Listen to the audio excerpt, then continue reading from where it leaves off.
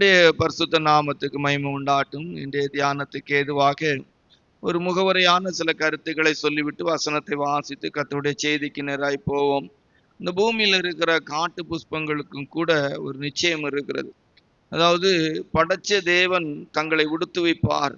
காட்டு புஷ்பங்களை கவனித்து பாருங்கள், அவைகள் நூறுக்கிறதும் இல்லை, உடுக்கிறதும் இல்லை, அவைகளை உங்கள் பரமபிதா உடுத்து வைக்கிறார் அப்படின்னு சொல்லியிருக்கு. காகத்தை கவனித்து பாருங்கள், ஆகாயத்து பட்சிகளை கவனித்து பாருங்கள், அவைகள் விதைக்கிறதும் இல்லை, அறுக்கிறதும் இல்லை, களஞ்சியங்களிலே சேர்த்து வைக்கிறதும் இல்லை, அவைகளை உங்கள் பரமபிதா பிழை பூட்டுகிறார். இப்படி காட்டு புஷ்பங்கள், நம்ம என்ன சொல்லலாம், நம்முடைய ஆகாயத்து பட்சிகளுக்கு கூட ஒரு நிச்சயம் இருக்கிறது. படைத்த தேவன் தங்களை போஷிப்பிப்பார், தங்களுடைய தேவைகளை சந்திப்பார் என்று சொல்லி சங்கீதங்களின் புஸ்தகத்துல காட்டு மிருகங்களும் கூட ஆகாயத்து பறவைகள் முதற்கொண்டு எல்லாம் அவரை நோக்கி பார்க்கிறது. கர்த்தர் அவைகளுக்கு ஆகாரம் கொடுக்கிறார் என்கிற விதத்திலே அங்கு ஒரு வசனம் நன்றாக எழுதப்பட்டிருக்கும். கர்த்தருடைய பரிசுத்த நாமத்துக்கு மகிமை. வாசிங்கள் அந்த வசனத்தை. ஏற்ற வேளையின் ஆகாரத்தை தருவீர் என்று அவைகளெல்லாம் உம்மை நோக்கி காத்திருக்கும். அவைகளெல்லாம் உம்மை நோக்கி காத்திருக்கிறது. ஒரு நிச்சயம் இருக்கிறது. அவைகளுக்கெல்லாம் தேவன் தங்களை போஷிப்பார், தேவன் தங்களை காப்பாற்றுவார் என்கிற நிச்சயம் ஆகாயத்து பட்சிகள்ல இருந்து காட்டு புஷ்பங்கள், அதாவது ஒரு மனுஷன் பராமரிக்கக்கூடிய இடத்தில் உள்ளதான அந்த செடி கொடிகள் மரங்கள் அல்லாதவைகளாக மனித பராமரிப்புக்கு அப்பாற்பட்ட விதத்தில் இருக்கிற காட்டு மரங்கள் காட்டு புஷ்பங்கள் கூட தேவனால் தாங்கள் போஷிக்கப்படுவோம், காப்பாற்றப்படுவோம், தேவனால் பராமரிக்கப்படுவோம் என்கிற நிச்சயம் இருக்கிறது. வேதத்தில் வாசிக்கும் போது வேத புஸ்தகம் நமக்கு சொல்லி கொடுக்கிறதான விஷயங்களிலே ஒரு தாவீது ராஜாவுக்கு கூட கோலியாத்தை மேற்கொள்ள போகும்போது ஒரு நிச்சயம் அவருக்கு காணப்பட்டது. என்ன நிச்சயம் என்று சொன்னால், விருத்த சேதனம் இல்லாத ஒருவன் விருத்த சேதனம் உள்ளவர்களை மேற்கொள்ள முடியாது என்கிற நிச்சயம் அவருக்கு இருந்திருக்கிறது. அருமையானவர்களே, அந்த நிச்சயம் ஒருவேளை இஸ்ரவேல்ல எல்லாருக்கும் இல்லாமல் இருந்திருக்கலாம்.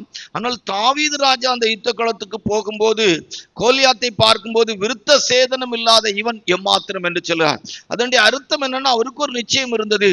தேவனோடு உடன்படிக்கைக்குரிய விருத்த சேதனம் பண்ணப்பட்ட ஒரு மனிதனை விருத்த சேதனம் இல்லாத ஒரு மனிதன் மேற்கொள்ள முடியாது. இன்னொரு விதத்தில் அதை சுருக்கமாய் சொன்னால், தெய்வ ஜனங்களற்ற மனிதர்கள் மேற்கொள்ள முடியாது என்கிற நிச்சயம் அவருக்கு இருந்தது. சிம்சோனின் வாழ்க்கையை எடுத்து பார்த்தால் அவருடைய வாழ்க்கையில் கூட அந்த கடைசி நேரத்துல கூட ஒரு நிச்சயம் அவருடைய வாழ்க்கைக்குள் இருந்திருக்கிறது. ஒருவேளை தன்னுடைய ஜீவியத்தின் குறைவுகளினால் தன்னுடைய கண்களை இழந்த போது, தன்னுடைய தலைமயிர் சிரைக்கப்பட்டு கொஞ்சம் தான் வளர்ந்து வருது, ஆனா அவனுக்கு ஒரு நிச்சயம் இருந்தது.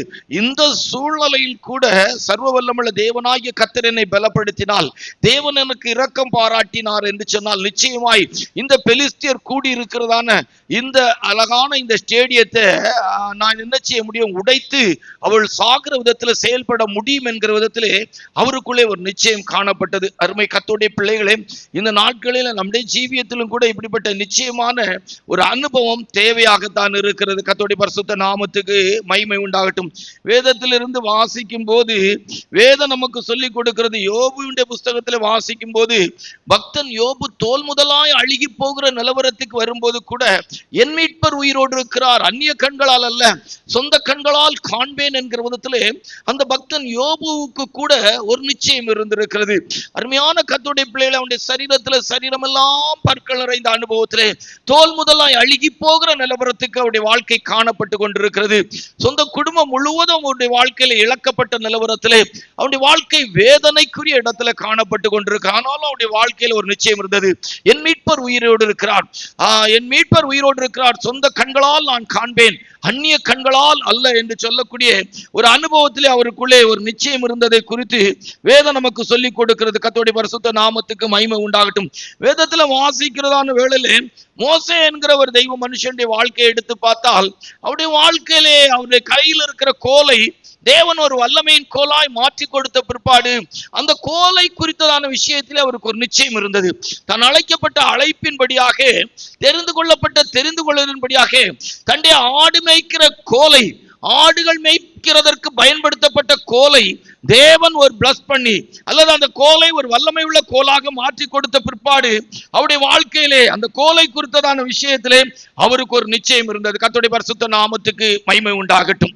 அந்த கோலை வைத்து எதையும் செய்ய முடியும் என்கிற ஒரு அனுபவம் இருந்துச்சு. அதனாலதான் ஆண்டவர் கன்மலை பார்த்து பேச சொல்லும் போது கூட இந்த கோலை கொண்டு அடித்தால் தண்ணி புறப்படும் என்கிற அனுபவம் இருந்தது. அவருக்கு அப்படி ஒரு இந்த கோலை குறித்த விஷயத்தில் ஒரு நிச்சயம் காணப்பட்டது. அருமையால் ரூத் என்கிறதான அந்த மோவாபிய ஸ்திரீயுடைய வாழ்க்கையை எடுத்து பார்த்தால் அந்த மோவாபிய ஸ்திரீயுடைய வாழ்க்கையில தன் மாமியாரோடு வாழ்வதற்குரிய விதத்திலும் தன் மாமியாருடைய தேவன் நல்ல தேவன் என்கிற விதத்திலும் தன் மாமியார் போகிறதான அந்த பெத்லகேம் தேசம் தனக்கு ஏற்ற தேசம் என்கிற விதத்தில் அவளுக்கு ஒரு நிச்சயம் இருந்தது. தன் குடும்பத்தின் மேல் அல்ல, தன் தேசத்தின் மேல் அல்ல, தன் இனத்தின் மேல் அல்ல, தன்னுடைய மாமியார் எல்லாவற்றையும் இழந்து நிற்கிற ஒரு வேதனையோடு கூட நகோமி என்று சொல்லாமல் மாறா என்று சொல்லக்கூடிய கசப்பானவள் என்று சொல்லக்கூடிய விதத்தில் இருக்கிற ஒரு மாமியாரை குறித்த விஷயத்தில் அவளுக்கு ஒரு நிச்சயம் உண்டு. தன் தாய் தகப்பன் தன் குடும்பத்தை விட, தன் தேசத்தை விட, தன் இனத்தை விட தன் மாமியாரோடு வாழ்வதை குறித்த விஷயத்தில் அவளுக்கு ஒரு நிச்சயம் இருந்தது. தான் மாமியார் ஆராதிக்கிற தெய்வனை குறித்து அவர்தான் தேவன் என்கிற விதத்திலே, அவர்தான் உண்மை உள்ளவர் என்கிற விதத்திலே, அவரால் எல்லாவற்றையும் செய்ய முடியும் என்கிற விதத்திலே அவளுக்கு ஒரு நிச்சயம் காணப்பட்டது. போகிற தேசமாகிய பெத்லகேமை குறித்தும் அவளுக்கு ஒரு நிச்சயம் காணப்பட்டது. கர்த்தருடைய பரிசுத்த நாமத்துக்கு மகிமை உண்டாகட்டும். யாக்கோபு என்கிற தெய்வ மனுஷனுடைய வாழ்க்கையை எடுத்து பார்த்தால் 10 முறை சொந்த மாமனே அவருடைய சம்பளத்தை மாற்றி மாற்றி குறைத்து குறைத்து கொடுக்கிற வேளையிலும் கூட அந்த யாக்கோபுக்கு ஒரு நிச்சயம் இருந்தது. எத்தனை முறை எப்படிப்பட்ட விதத்தில் என் மாமனார் என்னுடைய சம்பளத்தை குறைத்து நான் ஏழ்மையானவனாய் இல்லாதவனாய் மாற்றுவதற்கு பிரயாசப்பட்டாலும் என்னை படைத்த தெய்வம், தாவின் கருவிலே என்னை கண்ட தெய்வம், என்னை ஆசீர்வதிக்கிற தெய்வம் எனக்குரியதை எனக்கு தருவார் என்கிற விதத்திலே அவருடைய வாழ்க்கையில் அந்த நிச்சயம் காணப்பட்டது. இந்த காலை ஆராதனைக்கு வந்திருக்கிற என் அருமை சகோதரனே சகோதரியே, என் அருமை தேவனுடைய ஜனமே, ஒருவேளை இன்றைக்கு இந்த காலை வேளையிலே இந்த வார்த்தைகளை கேட்டுக் கொண்டிருக்கும் போது உன்னுடைய வாழ்க்கையிலும் என்னுடைய ஜீவியத்திலும் ஊழியத்திலும் ஒரு நிச்சயம் இருப்பதாக நினைக்க கூடும். இந்த ஆராதனையிலே நம்முடைய வாழ்க்கையில ஒரு நிச்சயம் இருக்கிறதா என்பதை தற்பரிசோதனை பண்ணி பார்த்து இந்த காலை வேளையிலே நம்முடைய ஜீவியத்திலே நிச்சயம் உள்ளவளாய் வாழ்வதற்கு கர்த்தர் உதவி செய்வாராக. எண்ணி முடியாத தெய்வ ஊழியர்களுடைய வாழ்க்கையிலும், எண்ணி முடியாத தெய்வ ஜனங்களுடைய வாழ்க்கையிலும், எண்ணி முடியாத ஆவிக்குரிய சபை என்று சொல்லக்கூடிய சபைகளின் அனுபவத்திலே நாங்கள் கிறிஸ்தவர்கள் என்கிற பெயரின் கீழாக நாங்கள் ரட்சிக்கப்பட்டிருக்கிறோம், ஞானஸ்தானம் பெற்றிருக்கிறோம், பரிசுத்தாவின் அபிஷேகத்தை பெற்றிருக்கிறோம் என்று சொல்லக்கூடிய அந்த நிலவரத்தில் இருந்தாலும் வேதம் சொல்லுகிற அந்த அனுபவத்தில் உள்ள நிச்சயம் இருக்கிறதா என்று சொன்னால் இன்றைக்கு அநேகருடைய வாழ்க்கையில் இல்லை. அநேகர் ஒரு மாயமானமான அனுபவத்திலே, ஒரு மாய பிம்பத்தின் அனுபவத்திலே தங்களுடைய கிறிஸ்தவ ஜீவியத்தை அமைத்து வைத்திருக்கிறார்களே ஒழிய ஒரு உண்மையான நிச்சயத்தின் அனுபவத்திலே இருக்கிறார்களா என்பது இன்றைக்கு இல்லை. அருமையானவர்களே, வேதத்திலிருந்து சில நிச்சயமான வாழ்க்கையை குறித்து உங்களுக்கு எடுத்து சொல்லும்படியாக விரும்புகிறோம். ஒருவேளை இந்த காலை ஆராதனை இந்த வார்த்தைகளில் ஏதோ ஒரு வார்த்தை உன்னை தொடுமானால், ஏதோ வார்த்தையின் அடிப்படையிலே உன் வாழ்க்கை தற்பரிசோதனை பண்ணப்படுமானால் இன்றைக்கு ஒரு நிச்சயமான அனுபவத்தோடு இந்த மார்க்கத்திலே ஓடுவதற்கு பிரயாசப்படுவீர்களாக. 1 கொரிந்தியருக்கு எழுதின நிருபம் 9ஆம் அதிகாரம் 26வது வசனத்தையும், எபிரேயருக்கு எழுதின நிருபம் 11ஆம் அதிகாரம் 1வது வசனத்தையும் வாசித்து அந்த வேத பகுதியிலிருந்து நிச்சயம் என்கிற ஒரு வார்த்தையை எடுத்து இந்த காலை ஆராதனையிலே ஒரு ஆவிக்குரிய தெய்வ பிள்ளைகளுடைய வாழ்க்கையிலே, ஒரு ஆவிக்குரிய ஊழியனுடைய வாழ்க்கையிலே, ஒரு ஆவிக்குரிய சபையிலே, ஒரு கிறிஸ்தவ சமுதாயத்துக்குள்ளே ஆண்டவருடைய பிள்ளைகளாய் இருக்கிறோம் என்று சொல்லுகிறவர்களுக்குள்ளே ஒரு நிச்சயம் இருக்கிறதா என்பதை ஆராய்ந்து பார்ப்போம். வாசிங்கள்.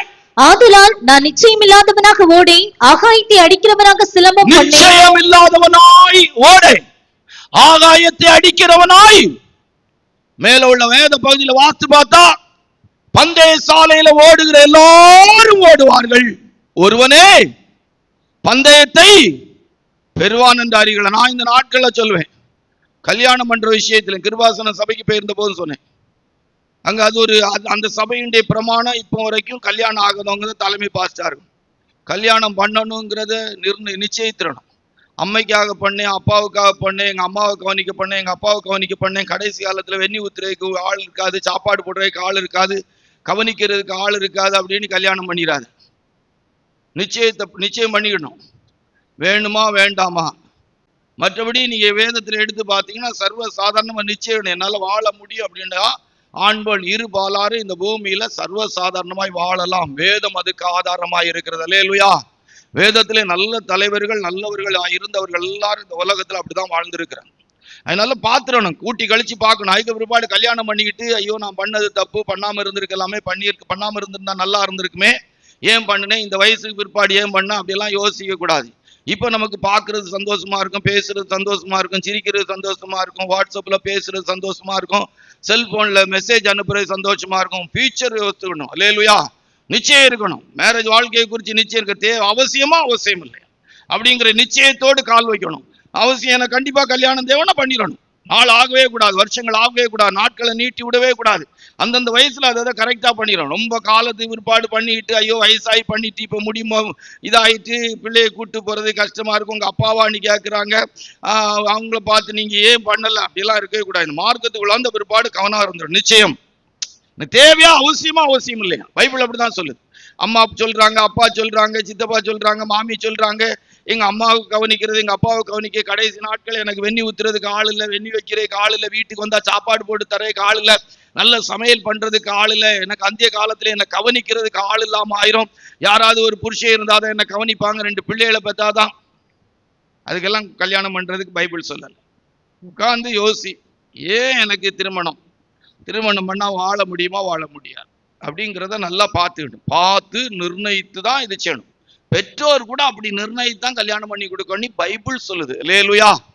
வேதத்தின்படி அப்படிதான் கொடுக்கணும். திருப்பி கல்யாணம் பண்ணிட்டு ஐயோ பிள்ளைகளை பெற்று கஷ்டமா இருக்குது, ரொம்ப சிரமப்படுறேன், இந்த பிள்ளைகளை கவனிக்கிறது கஷ்டமா இருக்கு, பிள்ளைகள் சளியா இருக்குது, கஷ்டமா இருக்குது, ஆஸ்பத்திரி கொண்டு போக வேண்டியிருக்கு, அவளை கவனிக்கிறது கஷ்டமா இருக்கு, அவ பாடுபடுத்துறா, அவன் என்ன பாடுபடுத்துறான், இந்த பேச்சுக்கே இடம் இருக்கும். இந்த மார்க்கத்துக்குள்ள வந்த பிற்பாடு உங்களுக்கு ஒரு நிச்சயம் வந்துடும். அல்லேலூயா. கண்டிப்பா நிச்சயத்தோடு தான் இருக்கணும் கல்யாணம். மார்க்கு நிச்சயதார்த்தம் இல்லை, நிச்சயதார்த்தம் சும்மா சடங்காச்சாரத்துக்கு போடுறது. நிச்சயதார்த்தம் போட்டு 8 வருஷம் கழிச்சு கல்யாணம் பண்ணுவாங்க, 10 வருஷம் கழிச்சு கல்யாணம் பண்ணுவாங்க. நிச்சயதார்த்தமே கல்யாணமா நினைச்சு 2 பேரும் வாழ்ந்துட்டு போவாங்க. அதெல்லாம் நமக்கு தெரியாது. கல்யாணம் அப்படின்னா அதுக்கு இது இருக்கணும். வாழ்க்கையில ஒவ்வொன்றுக்கு படிக்கும் போது ஒரு நிச்சயத்தோடு படிக்கணும். பிள்ளைகளை படிக்க வைக்கும் போது நிச்சயத்தோடு படிக்க வைக்கணும். என் பிள்ளை படிக்கிறது இதுக்கு தான். அல்லேலூயா. அதனால ரொம்ப கவனம். படிச்சவங்க எல்லாம் வேலைக்கு போகணும் அப்படியெல்லாம் கிடையாது. இதெல்லாம் இந்த மார்க்கத்துல தெரிஞ்சுக்கணும். ரொம்ப கவனமா போகணும். கவனத்தை குறைஞ்சிட்டுனா வாழ்க்கையில நல்லா இருக்கும். என்ன பணம் பொருள் தான் வாழ்க்கைன்னு ஓடுறாங்க, அது வாழ்க்கை இல்லை. அதான் இப்ப இன்னைக்கு நம்ம தியானிக்க போறோம். அதனால நிச்சயம் இருக்கணும். மனுஷன் உலகம் முழுவதும் ஆதாயப்படுத்திக் கொண்டாலும் தன் ஆத்மாவை நஷ்டப்படுத்தினால் லாபம் என்ன? நிச்சயம் நமக்கு இருக்கணும். போற பாதையில நிச்சயம் இருக்கும். நிச்சயம் இல்லாதவனாய் ஓடேன், ஆகாயத்தை அடிக்கிறவனாய் சிலம்பம் பண்ண. நிச்சயம் உங்கள்ட்ட வந்து கேட்டா ஏன் நிச்சயம், ஏன் இந்த சபைக்கு போறீங்கன்னா நிச்சயத்தோடு ஒரு வார்த்தை இருக்கணும். ஏன் ஞானஸ்தானம் எடுத்தீங்கன்னா நிச்சயத்தோடு ஒரு வார்த்தை இருக்கணும். ஏன் பரிசுத்தாவியை பெற்றுக்கொண்டீங்கன்னா நிச்சயத்தோடு இருக்கணும். ஏன் இந்த வசனத்துக்கு ஒப்பு கொடுத்தீங்கன்னா நிச்சயத்தோடு இருக்கணும். ஏன் நகை கலத்தீங்கன்னா நிச்சயத்தோடு இருக்கணும். ஏன் கலர் ட்ரெஸ் உடுக்கல வெள்ளை துணி போட்டீங்கன்னா நிச்சயத்தோடு வார்த்தை இருக்கணும். அல்லேலூயா. ஏன் மேரேஜ் பண்ணலன்னா நிச்சயத்தோடு சொல்லணும். ஏன் நான் மேரேஜ் பண்ண, எனக்கு வேண்டாம், நான் பொது பண்ணியா ஜனங்களோடு வாழ்வதற்கு, ஜனங்களுக்கு நன்மை செய்வதற்கு கர்த்தர் எனக்கு நல்ல வாய்ப்பை தந்திருக்கிறார். எனக்கு அது பிடிக்கல, எனக்கு அது வேண்டாம், அந்த கஷ்டம் எனக்கு வேண்டாம் அப்படின்னு நீ நினைக்கணும். இல்ல கல்யாணம் பண்ணிட்டு பள்ளிக்கூடத்தை அனுப்பும் போது பசங்களை அனுப்பணும், நிச்சயத்தோடு அனுப்பணும். 4 எழுத்து படிக்கணும், அவன் எழுதணும், அவன் கையெழுத்து போடணும், பல காரியத்தை செய்யணும் அப்படின்னு நினைக்கணும். சரியா? கர்த்தருடைய பரிசுத்த நாமத்து மகிமையுண்டாகட்டும். நீட் எக்ஸாம் படிக்கும்போது அவங்க அந்த நீட் எக்ஸாம்ல டாக்டர் ஆகிறதுக்குள்ள அந்த எக்ஸாம் எழுதுறதுக்கு நிச்சயத்தோடு படிக்கிறாங்க. ஒவ்வொரு விஷயத்திலும் உலகத்துல ஒரு நிச்சயம் இருக்குது. ஸ்பிரிச்சுவலாவும் நமக்கு நிச்சயம் தேவை. ரைட்டா? முதல் காரியம், யார் யாருடைய வாழ்க்கையில என்னென்ன நிச்சயம் இருந்தது ஆவிக்குரிய தெய்வ பிள்ளையுடைய லைஃப்ல. இன்னைக்கு சிம்பிளா ரொம்ப சின்ன சின்ன காரியத்துல இருந்து ஒரு நிச்சயம் உடையவங்களை உங்களுக்கு எடுத்து சொல்றோம், மறுபடியும் உங்களுக்கு சொல்லி விடுறோம். இந்த மார்க்கத்துக்குள்ள எண்ணி முடியாத எண் போன்ற ஊழியர்கள், எண்ணி முடியாத ஆவிக்குரிய ஜனங்கள், நகைக்களத்தினவங்க, அபிஷேகம் பெற்றவங்க, நல்ல வெள்ளை துணி கட்டி இருக்கிறவங்க, ஆராதிக்கிறவங்க இந்த மார்க்கத்துல நிச்சயம் இல்லாதவங்களா ஓடிட்டு இருக்கிறாங்க. ஆகையினால இந்த வசனத்தை கேட்கிற ஒவ்வொருவரும் தனிப்பட்ட வாழ்க்கையில ஒருவனே பந்தயத்தை பெறுவான் என்று அறியீர்களா என்று சொன்னது போல ஒரு நிச்சயம் உடையவளாய் மாறிடுங்க. அல்லேலூயா. உங்களுக்குள்ள நிச்சயம் இல்லைன்னா ரொம்ப கஷ்டம். நிச்சயம் இருந்தால் எப்படி இருப்பீர்கள், அது ரொம்ப முக்கியம். இப்ப இங்க இருக்கிற எல்லாத்தையும் கேட்டா நிச்சயம் இருக்குன்னு சொல்லுவாங்க. இப்ப வசனத்தின் தியானத்துக்கு போவோம். ரைட்டா? இருக்கா இல்லையா, இருக்கிறவங்க எப்படி இருப்பார்கள், இருக்கிறவர்கள் எப்படி இருப்பார்கள். இப்ப நீங்க ஆலயத்துல இருக்கிறீங்க, இந்த ஆலயம் முடிஞ்சு, இந்த ஆலய ஆராதனை முடிந்து சாப்பிட்ட உடனே உங்களுக்குள்ள அந்த நிச்சயம் இருக்காங்கிறத கூட நீங்க கண்டறிய வேண்டியல. கன்ஃபார்மா நான் சொல்றேன், நிச்சயமா உங்க வீட்டுக்கு போவீங்களா போக மாட்டீங்களா? போவீங்களா? நான் என் வீட்டுக்கு போவேன்னு நினைச்சுக்கிட்டா இருக்கிறீங்க? இந்த நிச்சயம் உங்களுக்குள்ள ஊர்ஜிப்படுத்தப்பட்டது. ஏன்னா நீங்க ஒரு வீட்டுல வாழ்ந்துகிட்டு இருக்கிறீங்க. அல்லேலூயா, கர்த்தருடைய பரிசுத்த நாமம். இது போல நிச்சயம் இருக்குமானா எப்படி இருக்கும் வாழ்க்கை அப்படின்னு பார்க்க போறோம். முதலாவது குறிப்புக்கு 2 ராஜாக்களின் புஸ்தகம் 5ஆம் அதிகாரம் 2-3. 2 ராஜாக்கள் 5ஆம் அதிகாரம் 2-3 வசனத்தை வாசிக்கும் போது வாசிங்க. சீரியாவிலிருந்து தண்டுகள் புறப்பட்டு இஸ்ரவேல் தேசத்திலிருந்து ஒரு சிறு பெண்ணை சிறைப்பிடித்துக் கொண்டு வந்திருந்தார்கள். அவள் நாகமானின் மனைவிக்கு பணிவிடை செய்து கொண்டிருந்தாள். அவள் தன் நாச்சியாரை பார்த்து, என் ஆண்டவன் சமாரியா. நல்லா கவனிச்சு கொள்ளுங்க. சீரிய தேசத்துக்காரங்க இஸ்ரவேல்ல இருந்து, அந்த இஸ்ரவேல் ஜனத்திலிருந்து ஒரு சின்ன பிள்ளை சிறை பிடித்து கொண்டு வந்தாங்க. அவ அந்த நாகமாண்டிய மனைவிக்கு பணிவிடை செய்து கொண்டிருந்தாள். அவள் தன் நாச்சியாரை பார்த்து, வாசிங்க. என் ஆண்டவன் சமாரியாவில் இருக்கிற தீர்க்கதரிசியினிடத்தில் போவாரானால் நலமாய் இருக்கும், அவர் இவருடைய குஷ்டரோகத்தை நீக்கி விடுவார் என்றார். கர்த்தருடைய பரிசுத்த நாமத்துக்கு மகிமை உண்டாகட்டும். உங்களுக்கு இப்ப நிச்சயம் அப்படிங்கிற தலைப்பின் கீழ் உள்ள பிரசங்கத்துல எனக்கு ரொம்ப இதான் நம்முடைய இந்த பிரசங்கத்தை நமக்கு எழுதுவதற்கு அல்லது உங்களுக்கு பேசுவதற்கு ஏற்ற விதத்துல எனக்கு உதயமான ஒரு நல்ல வார்த்தை. இந்த சின்ன பிள்ளைக்குள்ள என்ன ஒரு கன்ஃபார்மான ஒரு நிச்சயம் இருந்திருக்கு. எனக்கு ரொம்ப ஆச்சரியமா இருந்துச்சு. இன்னைக்கு என் போன்ற ஊழியர்களுக்கு கூட அந்த நிச்சயம் கிடையாது. பயப்படாங்க சிஸ்டர், பயப்படாங்க பிரதர், ஏசப்பா உங்களை சுகமாக்குவார்னு சொல்றதுக்கு அந்த சின்ன பிள்ளைக்குள்ள சொல்றேன், என் ஆண்டவன் இஸ்ரவேலில் இருக்கிற தீர்க்கதரிசி கிட்ட போனா அவர் இவருடைய குஷ்டத்தை என்ன நிச்சயம் இருந்திருக்கு. உங்களுக்கு புரியுதா எனக்கு தெரியாது. உங்களுக்கு முற்றிலும் புரியணும்னு நான் பிரசங்கம் பண்ண வேண்டிய அவசியமும் இல்லை. புரியுற அளவுக்கு புரிஞ்சா போதும். அல்லேலூயா. அந்த சின்ன பிள்ளைக்குள்ள இருந்த நிச்சயத்தை நான் எடுத்து பார்க்கும்போது வெட்கப்படக்கூடிய இடத்துல இருக்கு. எண்ணி முடியாத ஊழியக்காரங்க ஏசப்பாவை பற்றி பேசுறாங்க, ஏசப்பா சுகமாக்குறார்னு பேசுறாங்க. ஆனா இன்னைக்கு ஏசப்பா சுகமாக்குவார்னு தன்னுடைய வாழ்க்கையில அனுபவிக்க முடியல. அந்த பிள்ளை எப்படி அதை நிச்சயித்திருந்தான்னு எனக்கு தெரியல. இஸ்ரவேலில் இருக்கிற தீர்க்கதரிசி அண்டைக்கு ஒரு இஸ்ரவேலனை பார்த்து சொல்லல, ஒரு சீரிய தேசத்து படைத்தவனை பார்த்து அவ சொல்றான். அல்லேலூயா.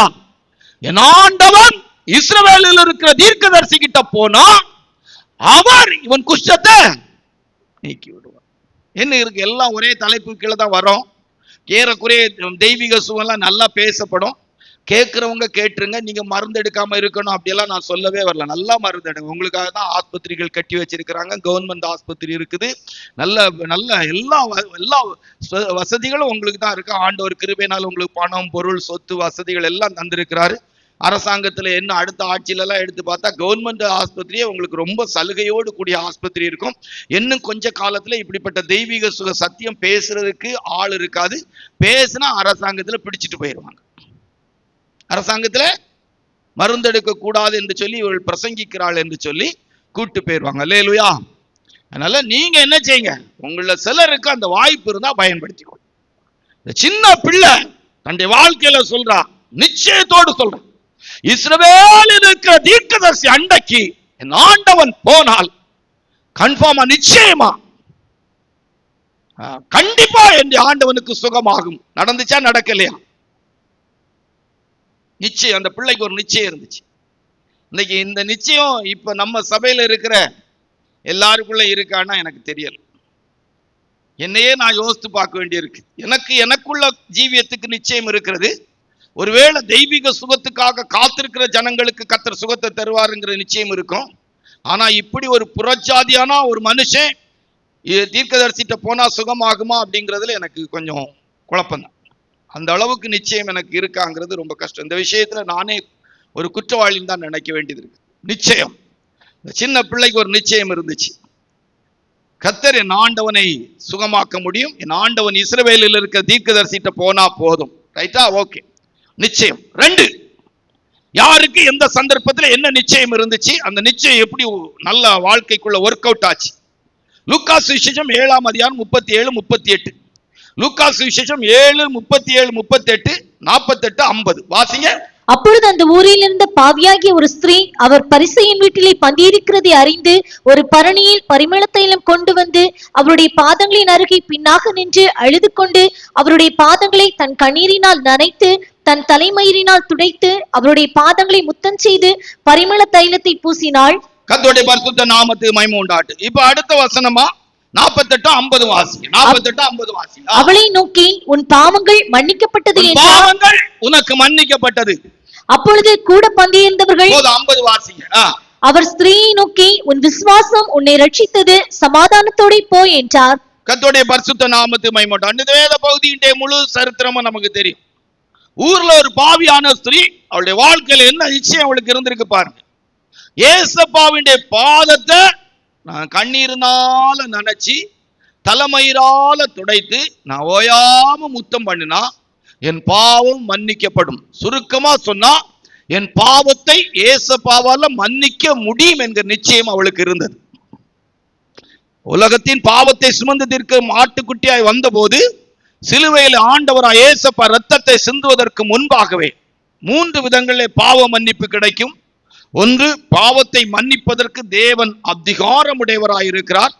2, தேவனாகிய கர்த்தர் பாவத்தை மன்னிப்பதற்குரிய அவருடைய கேரக்டர் மன்னிப்பை கொடுக்கக்கூடியதா இருக்க. 3, மனுக்குலம் முழுவதுமே அவருடைய இரத்தத்தினால் பாவ மன்னிப்பை பெற்றுக்கொள்ள முடியும். அல்லேலூயா. மன்னிப்புக்கு 3 வழி. பழைய ஏற்பாட்டுல 2 வழி அல்லது இடைக்காலத்துல 2 வழி. அது ஒன்று, ஆண்டவராய் இயேசுப்பா அதிகாரமுடையவராய் பாவத்தை மன்னிக்க முடியும். 2, அவருடைய கேரக்டர், அவருடைய சுபாவம், மன்னிப்பின் சுபாவம், இரக்க சுபாவம் உள்ளவர், கிருபை உள்ளவர், ஆகையால் மன்னிப்பை கொடுக்க முடியும். 3, மனுகுலத்தின் பாவத்துக்காக பாவத்தை சுமந்து தீர்க்கிற தெய்வ ஆட்டுக்குட்டியாக அவர் தம்முடைய விலையேற பெற்ற இரத்தத்தை ஜீவனை கொடுத்ததினால் அந்த இரத்தத்தினால் பாவம் மன்னிக்கப்படுகிறது. அல்லேலூயா.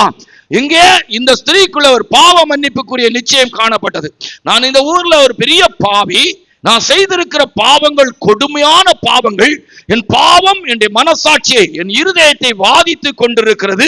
ஆனால் என் பாவத்தை ஆண்டவரால் மன்னிக்க முடியும் என்கிற விதத்திலே அவள் பிரயாசப்பட்டாள். அவளுடைய வாழ்க்கையின் பாவ மன்னிப்புக்குரிய நிச்சயம் அவளை தன்னுடைய வாழ்க்கையிலே கிறிஸ்துவ அண்டைக்கு கொண்டு வந்து சேர்த்தது.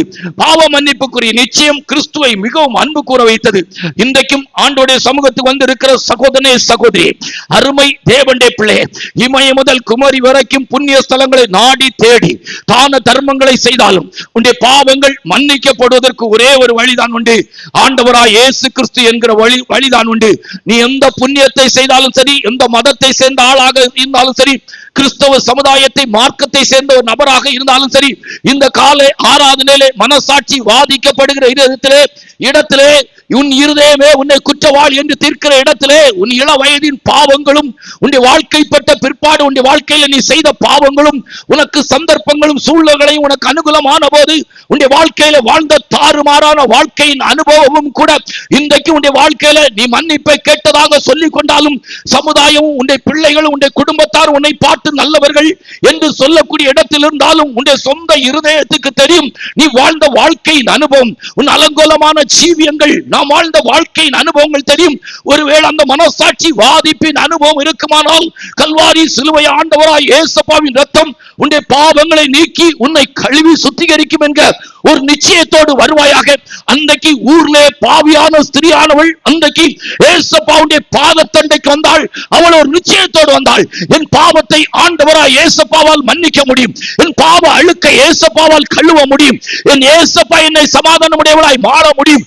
ஒன்றை உனக்கு ஒத்துக்கொள்ள முடியாது சொல்லுகிறேன், உன் வாழ்க்கையின் பாவம் மன்னிக்கப்படாத வரைக்கும் என்றும் நீ வேதனைக்குரிய ஒரு ஆளாகத்தான் இருப்பாய். உண்மையான சமாதானத்தை அனுபவிக்க முடியாது, உண்மையான சந்தோஷத்தை அனுபவிக்க முடியாது. எப்பொழுதெல்லாம் நீ செய்த பாவம் உனக்கு நினைவுக்கு வருகிறதோ அப்பொழுதெல்லாம் உன்னுடைய வாழ்க்கையின் சமாதானத்தை நீ இழப்பாய், உன் வாழ்க்கையின் சந்தோஷத்தை இழப்பாய். உனக்குள்ளே ஒரு அந்தகாரத்தின் அனுபவம் இருக்கும். இந்த காலை ஆராதனைக்கு வந்திருக்கிற என் அருமை சகோதரனே சகோதரி, என் அருமை தேவனுடைய ஜனமே, இந்த கால வேளையிலும் ஒரு நிச்சயமுடைய ஒரு தேவனுடைய பிள்ளையை மாறுவாயாக. உன் வாழ்க்கையின் பாவங்கள் மன்னிக்கப்படுவதற்கு, உன் பாவத்தை மன்னிப்பதற்கு வானத்தின் கீழே பூமியிலே மனுஷ ஜாதிக்குள்ளே பாவத்தை மன்னிப்பதற்கு இயேசு கிறிஸ்து என்ற ஒரு நாமமே அல்லாமல் அல்லாமல் வேறொரு நாமம் இல்லை. ஆகையால் இந்த வார்த்தை கேட்கிற உன்னுடைய வாழ்க்கையிலே நீ எந்த நிலவரத்தில் இருந்தாலும் இந்த கால வேளையிலே அந்த ஊரிலே பாவியான ஸ்திரீயானவள் ஏசப்பாவின் பாதத்தின் அருகே வந்து அந்த பாவத்துக்காக மெய்யாய் மனஸ்தாபப்பட்டு அழுது ஏசப்பாவின் பாதத்தை முத்தம் செய்து இவள் மிகவும் அன்பு கூர்ந்தாளே என்ற வார்த்தையோடு கூட பாவ மன்னிப்பை பெற்றது போல இன்றைக்கும் பாவ மன்னிப்பை பெற்றுக்கொள். நிச்சயத்தோடு வாழுங்க. பாவ மன்னிப்பு நிச்சயம் இல்லைன்னா பரலோகத்துக்கு போறது கஷ்டம். அதனால கொஞ்சம் நிச்சயத்தோடு வாழுங்க. நம்ம ஏற்கனவே சொல்லும்போது சொல்லுவோம், பாவ மன்னிப்பு நிச்சயம் உண்டாகும் போது பரலோகம் தான் தெரியும், பயமே இருக்காது. பாவ மன்னிப்பு நிச்சயத்துக்குள்ள பிரயாசத்தை எடுத்து சொன்னா அது கொஞ்சம் கஷ்டமா இருக்கும். உங்க வாழ்க்கையில் அந்த பிரயாசம் இருக்குதான்னு தெரியாது. வேற ஒண்ணுமே செய்யல. பைபிள்ல சொல்லியிருக்க அவள் மிகவும் அன்பு கூர்ந்தாளே. என்ன சொல்லியிருக்கு? மிகவும் அன்பு கூர்ந்தாளே. நமக்கு இப்ப சொல்லணுமானா மிகவும் அவர்களுக்கு பிடித்தது செல்போன், மிகவும் அவர்களுக்கு பிடித்தது வாட்ஸ்அப் சாட்டிங், மிகவும் அவர்களுக்கு பிடித்தது கிரிக்கெட், மிகவும் அவர்களுக்கு பிடித்தது சட்டில் ஆடுறது, மிகவும் அவர்களுக்கு பிடித்தது, இப்படி நிறைய விஷயம் சொல்லிக்கிட்டே போலாம். ஆனா வேதம் சொல்லுது, ஊர்ல பாவியான ஸ்திரீ நிச்சயத்தோடு வந்தாள், கிறிஸ்துவை நேசிக்கிற அனுபவத்தோடு. இனி எனக்கு பாவம் வேண்டாம், இனி எனக்கு சிற்றின்பம் வேண்டாம், இனி எனக்கு இந்த உலகத்தின் வேஷங்கள் வேண்டாம், உலகத்தின் கவர்ச்சிகள் வேண்டாம். நான் போன கிருபாசன சபையில பார்த்தா பாட்டிமார் கூட ஒரு 65-70 வயசு இருக்கிற பாட்டிமார் முன்னால் வந்து நல்ல பெந்தகோஸ்து அனுபவம் டை போட்டுட்டு இருந்தாங்க. நான் விடவே இல்லை. ஆண்டோடைய கிருபையினால உன் படிப்பு, உன் அழகு, உன் பணம், உன் ஒத்து இதெல்லாம் நமக்கு தேவையில்லை. அதான் சொன்னேன், லிங்க் வாங்கி நீங்க கேட்டு பார்த்தீங்கன்னா தெரியும். விடவே இல்லை. நீ போனா என்ன, போட்டா என்ன, நீ போகலன்னா நான் இதுக்கு உன்னை கண்டு பயப்படணும். என்ன உன் பணம் என்னை பார்த்து பயப்படுத்த வேண்டிய அவசியமும் இல்லை. என் ஜீவனே நான் நேசிக்காத போது உன்னை பார்த்து உன் குடும்பத்தை பார்த்து நான் பயப்பட வேண்டிய அவசியம் இருக்கா? இல்லை, என்ன எனக்கு பிடிக்கலையே, நானே என் ஜீவன் ஆண்டவருக்கு நீ விடுகிறதுக்கு ஆயத்தமான ஒருத்தனுக்கு பார்த்து இந்த உலகத்தில் இருக்கிற ஒரு மனுஷனுடைய படிப்பு, ஒரு மனுஷனுடைய அதிகாரம், ஒரு மனுஷனுடைய அழகு, ஒரு மனுஷனுடைய அந்தஸ்து, ஒரு மனுஷன் கொடுக்கிற காணிக்கை என்ன பயமுறுத்தணும் அவசியம் இருக்கு? அப்படி கிடையவே கிடையாது. ஆண்டோடைய கிருபை நல்லா சொன்னேன். உன் வாழ்க்கையில திருந்தி வெக்கப்பட வேண்டிய விஷயம் இதுதான். உன் வாழ்க்கையில வயசுக்கு வந்து ஒரு காலத்துக்கு ஆன பிற்பாடு, மாமியார் என்கிற ஒரு ஸ்தானத்துக்கு வந்த பிற்பாடு, உன் வாழ்க்கையில மருமகளை பார்க்கக்கூடிய இடத்துக்கு வந்த பிற்பாடு, பேர பிள்ளைகளை பார்க்கக்கூடிய இடத்துக்கு வந்த பிற்பாடு, உன் வாழ்க்கையில அந்த வேலையை செய்யவே செய்யாத. ஆண்டோடைய கிருபையினால வேஷத்தை மாத்தி நகை கலத்துறது மட்டும்தான் கிறிஸ்தவத்துல அலங்காரத்தை விடுறது நீ நினைக்காத. ஆண்டோடைய கிருபையினால வயதுக்கு தக்க, வயசு வாழ்க்கையின் வளர்ச்சிக்கு தக்க வாழ்க்கையின் ஜீவியம் மாறட்டு. ஓயாம முத்தம் செய்தாள். அடி ஓயாம அடி. ஒரு வாரத்துக்கு 2 நேரம் 3 நேரம் அடி. பிசுறு எடுக்கிறாங்க. ஒரே கண்ணாடியும் பிசுறு எடுப்பு மாத்தாரு. கவனமா போயிடணும் இந்த மார்க்கத்துல. ஓயாமல் முத்தம் செய்தாள். மிகவும் அன்பு கூர்ந்தாளே. உங்களை பார்த்து ஆண்டவர் சொல்லணும், மிகவும் அன்பு கூர்ந்தாளே. பாவ மன்னிப்பு நிச்சயத்துக்கு ஏதோ அவளுடைய வாழ்க்கையில காணப்பட்டது. உலகத்தில் இருக்கிற எல்லாவற்றை விட, அவன் நேசித்து செய்த பாவங்களை விட, அவன் நேசித்து சந்தோஷம் அனுபவிப்பதற்கு இடம் கொடுத்த பாவத்தை விட ஏசப்பா அவருக்கு அன்புக்குரியவளாய் மாற்றப்பட்டார். அல்லேலூயா. கர்த்தராகிய இயேசுவை அன்பு கூறாதவன் சபிக்கப்பட்டவன் ஆயிருக்க கடவன். அடிக்கடி இந்த நாட்கள் இந்த வார்த்தையை சொல்லிட்டு இருக்கிறோம். கர்த்தராகிய இயேசுவை அன்பு கூறாதவன் சபிக்கப்பட்டவன் ஆயிருக்க கடவன். பயப்படுகிறவர்கள் அவிசுவாசிகளும் 2ஆம் மரணமாகி அக்கனியும் கந்தோம் என்ற கடல்ல தள்ளப்படுவார்கள். அந்த பரிசேயனுடைய வீடு நீ அவ வெக்கப்படல, ஊரார் பார்க்கிறாங்க நீ வெக்கப்படல. ஊராருக்கு வெக்கப்படுகிற அனுபவம். ஊராருக்கு பயப்பட குடும்பம் என்ன சொல்லும், கோத்திரம் என்ன சொல்லும், அவங்க என்ன சொல்லுவாங்க, இவங்க என்ன சொல்லுவாங்க அப்படின்னு சொல்லி பயப்படுகிற ஓடாதுங்க. இதெல்லாம் வண்டி எல்லாம் ஓடுமானா ஓடாதுங்க. ஓட வேண்டிய அவசியமே இல்லைங்க. ஏறக்குறைய 1200 கோடி ஜனங்களுக்கு 100 வருஷம் பிரசங்கம் பண்ணா சிலராக 8 பேர் பிரவேசித்திருக்க. அதான் மனுஷகுமார் நான் இயேசுப்பா வரும்போது நடக்கும். இல்லைன்னா பெரிய லபல பண்ணி கிடந்து அடிக்கணும். ஒரு கூலியக்காரன் சாப்பாட்டுக்காக கிடந்து எதுக்கு லபல பண்ணி அடிக்க வேண்டிய அவசியம் இல்லை. சத்தியத்தை நல்லா சொல்லுங்க. ஆண்டவர் நேசிக்கிறீங்க தானே பிரசங்கம் பண்றோம். உங்களை பாவம் செய்யுங்க நீ பிரசங்கம் பண்ணல. என்னைக்கா நீங்க பாவம் செய்யலாம் நீ பிரசங்கம் பண்ணி இருக்கிறோமா? சொல்லுங்க. நீங்க பாவம் செய்யலாம் நீ பிரசங்கம் பண்ணமா? பாவம் செய்யலாம் நீ பிரசங்கம் பண்ணமா? பரலோகத்துக்கு போறீங்க தானே பிரசங்கம் பண்றோம். பரிசுத்த ஆண்டவராய் நேசப்பா நேசிக்கிறதை தடுத்தா அப்புறம் எதுக்கு நீங்க வெட்கப்படணும்? அப்புறம் எதுக்கு நீங்க பயப்படணும்? அதானே இந்த ஊழியம். அல்லேலூயா. பணம் வேணும், பொருள் வேணும், சோக்கம் 33 வருஷ காலத்துல சேர்க்கணும். எவ்வளவு சேர்த்திருக்கலாங்க, எவ்வளவு சேர்த்திருக்கலாம்.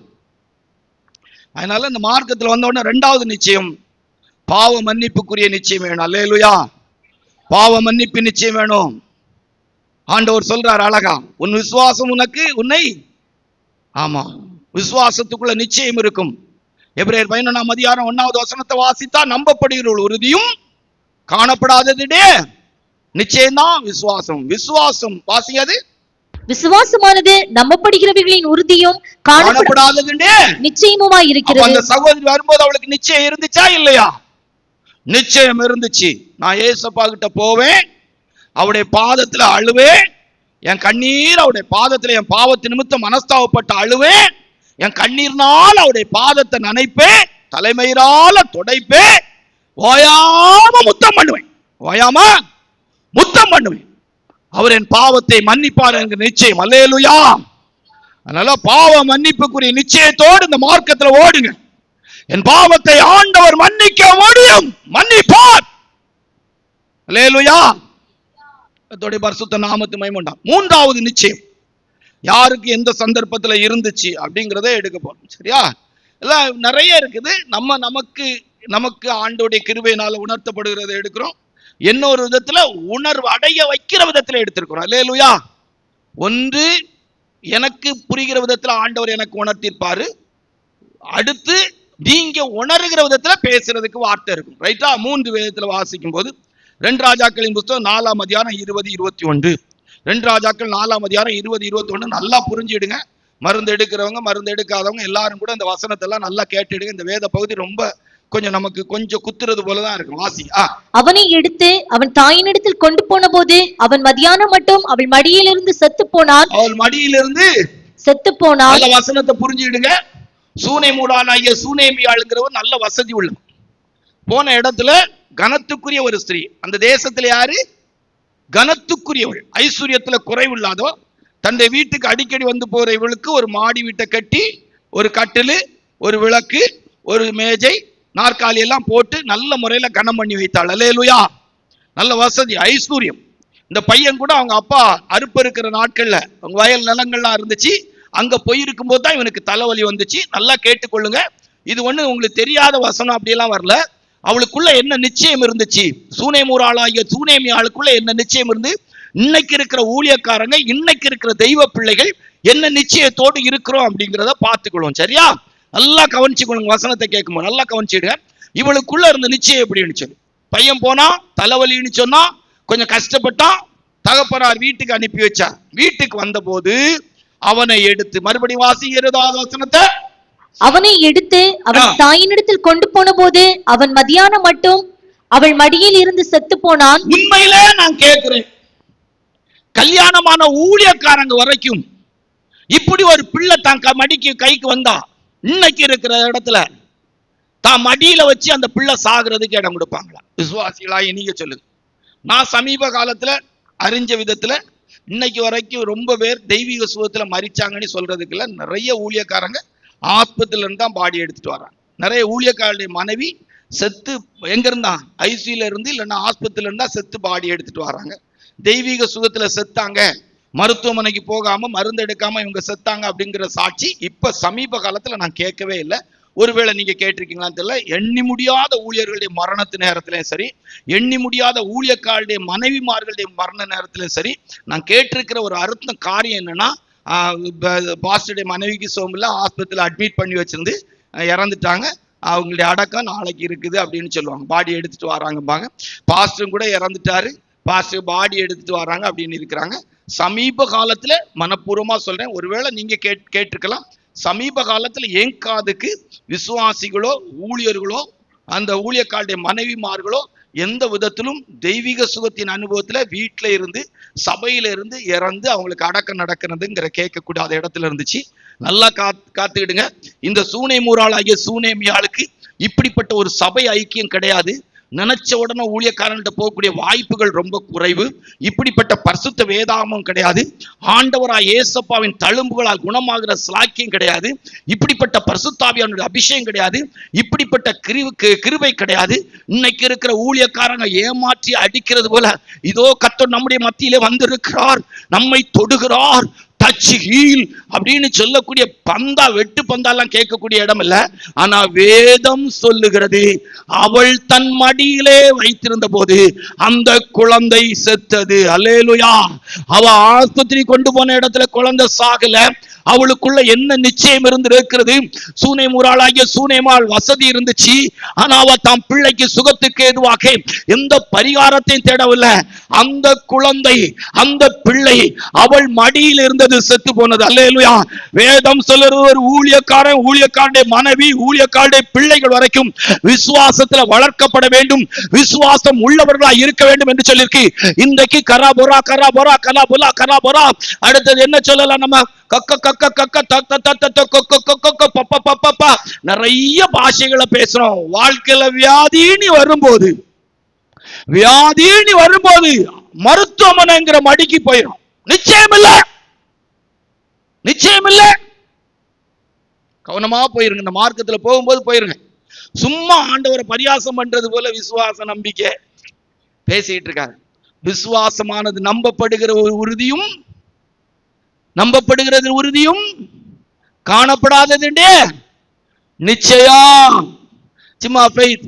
நான் விசுவாசிப்போரின் என்றறிவேன், என்னையே படைத்திட்டேன் அவர் கரத்தில், முடிவு வரை என்னை பாடான். உம்மை நம்பினோர் மாண்டதில்லை, மாண்டதில்லை. சும்மா எதுக்கு இந்த படம்லாம்? உட்கார்ந்து யோசித்து பார். உண்மையா உன்னுடைய ஆண்டவரை குறிச்ச நிச்சயம் உனக்கு இருக்கான்னு யோசி. உண்மையிலே சீரியஸா சொல்லு.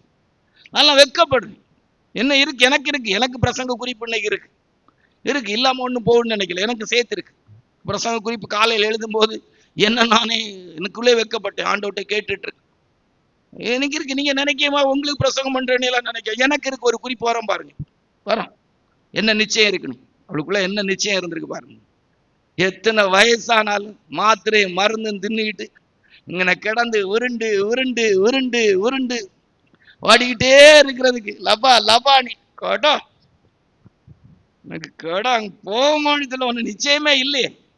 சும்மா காட்டிங்க தானே நகையை நட்டுகளையும் கலத்திட்டு வெள்ளைகளையும் போட்டுக்கிட்டு எடுத்துக்கிட்டு கிச்சடி பிச்சடி கிச்சடி பிடிச்சினி பைபிளை தூக்கிட்டு திரியிறோம். இன்னைக்குள்ள பைபிள் அன்னைக்கு கிடையாதுங்க. இன்னைக்குள்ள பைபிள் கிடையாது. இப்படி ஒரு பிரசங்கம் கிடையாது. அவளுக்கு தெரியும் இந்த குழந்தை எனக்கு தேவனால கிடைச்சது. அல்லேலூயா.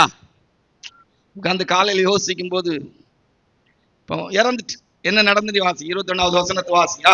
அப்பொழுது அவள் ஏறி போய் அவனை தேவனுடைய மனுஷன் கட்டிலின் மேல் வைத்து அவன் வைக்கப்பட்ட அறையின் கதவை பூட்டி கொண்டு போய். எங்க வச்சாங்க?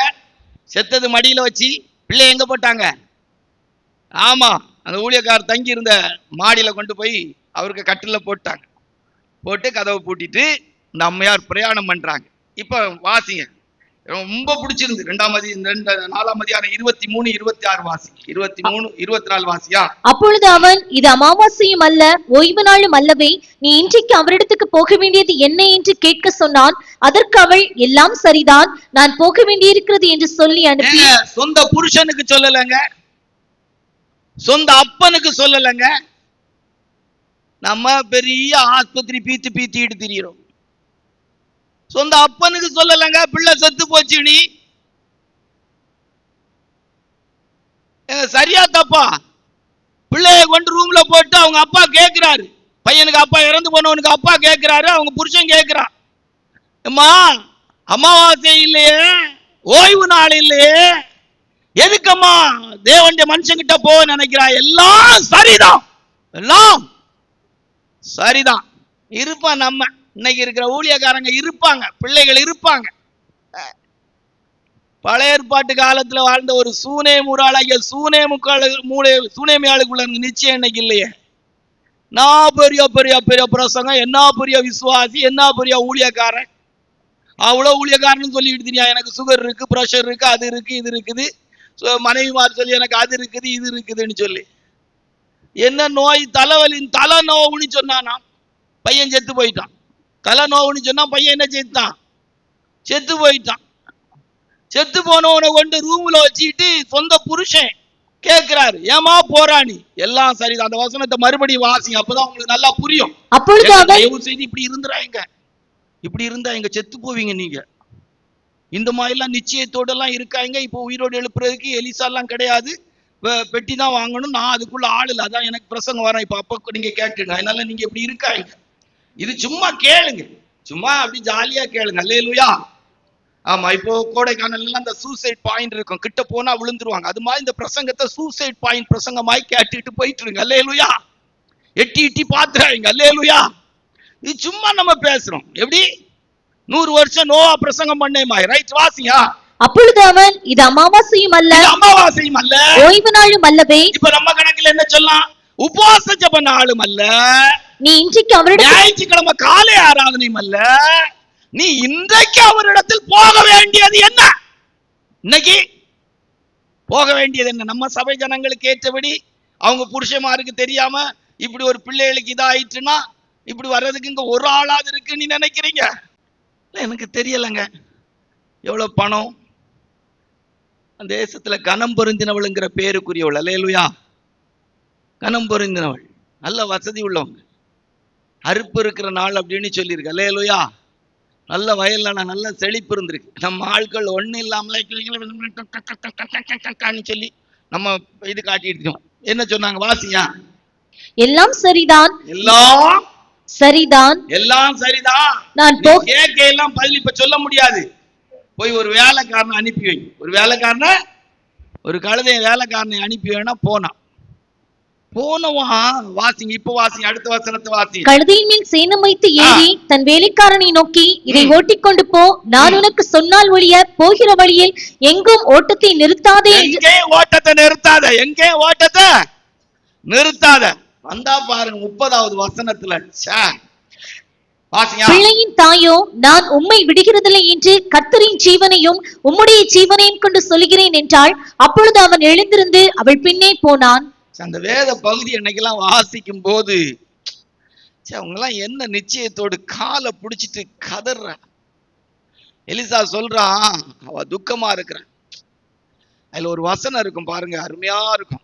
அந்த 26வது வசனத்தை வாசிங்க மறுபடியும். நீ அவளுக்கு எதிர்கொண்டு ஓடி, நீ சுகமாய் இருக்கிறாயா? உன் புருஷன் சுகமாய் இருக்கிறானா? அந்த பிள்ளை சுகமாய் இருக்கிறதா? கேட்டுடுங்க.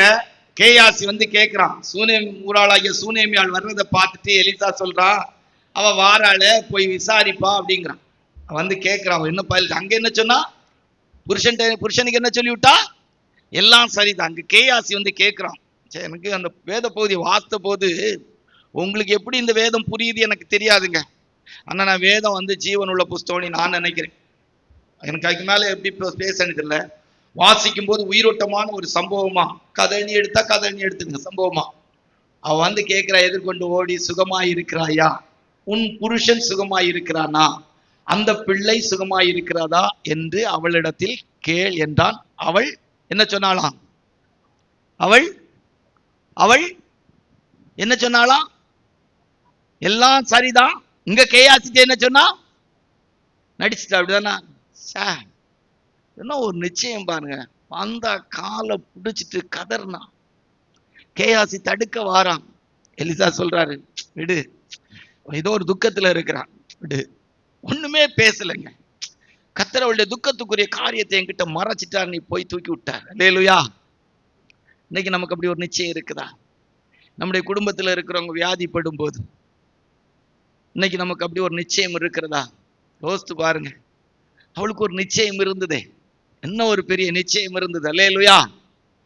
ஆமா, ஆண்டவர் சுகமாக்கட்டு, அவர் எனக்கு தந்தா தரட்டு. அவ மடியில இருந்து தானே செத்துச்சு. இன்னைக்கு நம்ம சபையில இந்த இவ்வளவு பிரசங்கம் கேட்கிறவங்கள நான் சொல்றேன், ஒரு 6-7 பேர் தவிர மீதி எல்லாருமே ஆஸ்பத்திரியில இருந்தா பாடியை எடுத்துட்டு வரணும். நம்ம பிரசங்கத்துல ஆயத்தம் என்கிற ஒரு பிரசங்கம் இருக்குது. அந்த பிரசங்கத்துல மரணத்தை சந்திப்பதற்கு ஆயத்தமா இருக்கிறதுல இங்க ஒரே ஒருத்தங்க தான் இருக்கிறாங்க. நம்ம எஸ்லியக்கா மட்டும்தான் இருக்கிறாங்க. அந்த பிரசங்கம் பண்ணும்போது பேசுறேன், மரணத்தை எதிர்கொள்வதற்கு ரெடியா வராதான்னு சொல்லி காத்து இருக்கிறாங்க. அல்லேலூயா. கடந்த வாரத்துல சளி ஜுரம் ஞாயிற்றுக்கிழமைக்கு பிற்பாடு 2 நாளா பார்க்க முடியல, போய் பார்க்கிறேன். சாப்பிடவே இல்லை. அன்னைக்கு ஒரு கஞ்சி வச்சிருக்காங்க, அதை வாங்கி தரலாமா? ஒன்றும் வாங்கி வேண்டாம், கூட்டத்துக்கு வந்து உட்கார்ந்து இருக்கிறாங்க. அவங்கள போய் பார்க்க கூட ஒருத்தங்க போறதை விரும்புறதில்ல. நான் போனதை கூட அவங்க விரும்பல. சரி வேற வழி இல்லாம சரி வந்ததுக்காக ஜெபம் பண்ணி விட்டு போங்கன்னு சொன்னாங்க. விரும்புறது இல்லை, ரெடியா இருக்கிறாங்க, ஆயத்தமா இருக்கிறாங்க. உலக வாழ்க்கையில ஒண்ணுமே அவங்களுக்கு வேண்டாம், ரெடியா இருக்கிறாங்க. நம்ம ஆட்கள் செத்தா பரவாயில்ல, செத்தா பரவாயில்ல, எனக்கு சாவை குறித்து இல்லை, என்ன புலம்பிடுவாங்க நம்ம ஆட்கள். சொல்லது மட்டும் எனக்கெல்லாம் மரணத்தை குறித்து ஒரு இது இல்லை அப்படிம்பாங்க. என்ன புலம்பிடுவாங்க. அவங்க ஒரு நாளும் புலம்புனது இல்லைங்க. உடம்பு வலி, சளி, நானா போய் கேட்டேன், கொஞ்சம் சளியா இருந்துச்சு, கொஞ்சம் கஷ்டமா இருந்துச்சு, அப்படியே படுத்திருந்தேன். வியாதியின் வேதனையை சொல்ல அப்படியே உறங்கிட்டேன். தூக்க மயக்கம். பசி பட்டினியில உறங்குனாங்களா, நோய்க்கு வேதனையில உறங்குனாங்களா ஒருத்தருக்கும் தெரியாது. என்ன அவங்க சொன்னாங்க, அந்த ஒரே உறக்கம். யோசித்து பாருங்க. ரைட். மூணாவது, அப்போ சூனேம் ஊராளாகிய சூனேமி ஆளுக்கு ஒரு நிச்சயம் இருந்தது. அல்லேலூயா. 4 அப்படி வரும், சரியா? 4 எதுல யாருக்கு நிச்சயம் இருந்துச்சு வாசிப்போமா? தானியேலின் புத்தகம் 6ஆம் அதிகாரம் 16வது வசனம். தானியேலின் புத்தகம் 6ஆம் அதிகாரம் 16வது வசனம் வாசியா. அப்பொழுது ராஜா கட்டளையிட அவர்கள் தானியேலை கொண்டு வந்து அவனை சிங்கங்களின் கெபியிலே போட்டார்கள். ராஜா தானியேலை நோக்கி, நீ இடைவிடாமல் ஆராதிக்கிற உன் தேவன் உன்னை தப்புவிப்பார் என்றான். எனக்கு ரொம்ப ஆச்சரியமா இருந்துங்க. ஒரு புறஜாதிய ராஜா போடுறது சிங்க கெபிக்கு. அவன் சொல்றான், அவரு எவ்வளவு நிச்சயம் இருந்திருக்கு பாருங்க. நீ ஆராதிக்கிற தேவன் தப்புவிக்கலாம். என்ன சொல்றாரு? என்ன சொன்னாங்க? எங்க பிரசங்க தலைப்பு புரியுதா தம்பி? உங்களுக்கு புரியுதாமா? நிச்சயம் புரியுதாமா தம்பி? வேதத்துல ஒன்னும் பிரபலமான ஆட்கள் எல்லாம் எடுக்கல, எங்கேயோ கிடந்த ஒரு சிலரை எடுத்துட்டு வா. புரியுதா உங்களுக்கு என்ன நிச்சயம் இருந்திருக்கு? இன்னைக்கு இருக்கிற மனப்பூர்வமா கேட்கிறேன் பிரதர்ஸ் பக்கத்துல, என் போன்ற ஊழியர்களுக்கு வரைக்கும் இந்த நிச்சயம் இருக்குன்னு உங்களால சொல்ல முடியுமா? ஓப்பனா சொல்லு, உண்மையா சொல்லுங்க, இருதயத்தை தொட்டு சொல்லுங்க. இல்ல பிரதர், உண்மைதான் பிரதர், நீங்க பேசுறது கரெக்ட், நான் பார்த்த ஊழியர்களுக்கு கூட இப்படிப்பட்ட நிச்சயம் இல்லை பிரதர் அப்படின்னு சொல்லக்கூடிய இடம் தான் உங்க மனசாட்சி சொல்லுது. அன்னைக்கு பாருங்க, ஒரு தரிவு ராஜா தான் தேசத்துல தனக்கு வேலை செய்த ஒருத்தனை கொண்டு போய் சிங்க கெபியில போடும்போது என்ன வார்த்தை சொல்றார் பாருங்க. நீ இடைவிடாமல் ஆராதிக்கிற தேவன் உன்னை தப்புவிப்பார். என்ன நிச்சயம் இருந்திருக்குங்க. தானியேலே, நான் உனக்கு விரோதமா கையெழுத்து போட்டேன், உண்மைதான். இப்பவும் உன்னை காப்பாற்ற முடியாம உன்னை கெபியில போடுறாங்க, ஆனா நீ ஆராதிக்கிற தேவன் உன்னை தப்புவிப்பார். கர்த்தர் ராஜரீகம் பண்ணுகிறார், பூச்சக்கரம் அசையாதிருப்பதாக. தேவன் தம்மை ஆராதிக்கிற ஜனத்தை தப்புவிக்கிறதுல உண்மை உள்ளவர் என்பது ஒரு தரிவு ராஜாவுக்கு தெரிஞ்சிருந்து இன்னைக்கு ஆராதிக்கிறேன்னு சொல்றவங்களுக்கு கூட அந்த நிச்சயம் இல்லை. அல்லேலூயா. இன்னும் ஒரு கேவலமான ஒரு ஜீவியம் ஜீவிக்கிறோம் பாருங்க. இதுல நம்ம ஒரு பெரிய கிறிஸ்தவங்கனி ஒரு பெரிய ஒரு வெட்டு பந்தா, இந்தியா ஒரு கிறிஸ்தவ நாடா மாறணும், இந்தியாவுல ஒரு பெரிய எழுப்பு. எதுக்குங்க? எதுக்கு? நிச்சயம் இல்லாத ஒரு கூட்டம் பெருகிறத விட நிச்சயம் உள்ள 10 பேர் வாழ்ந்துட்டு போட்டு. இப்ப வருவோம் பாருங்க, அடுத்த வசனத்துல வருவோம்.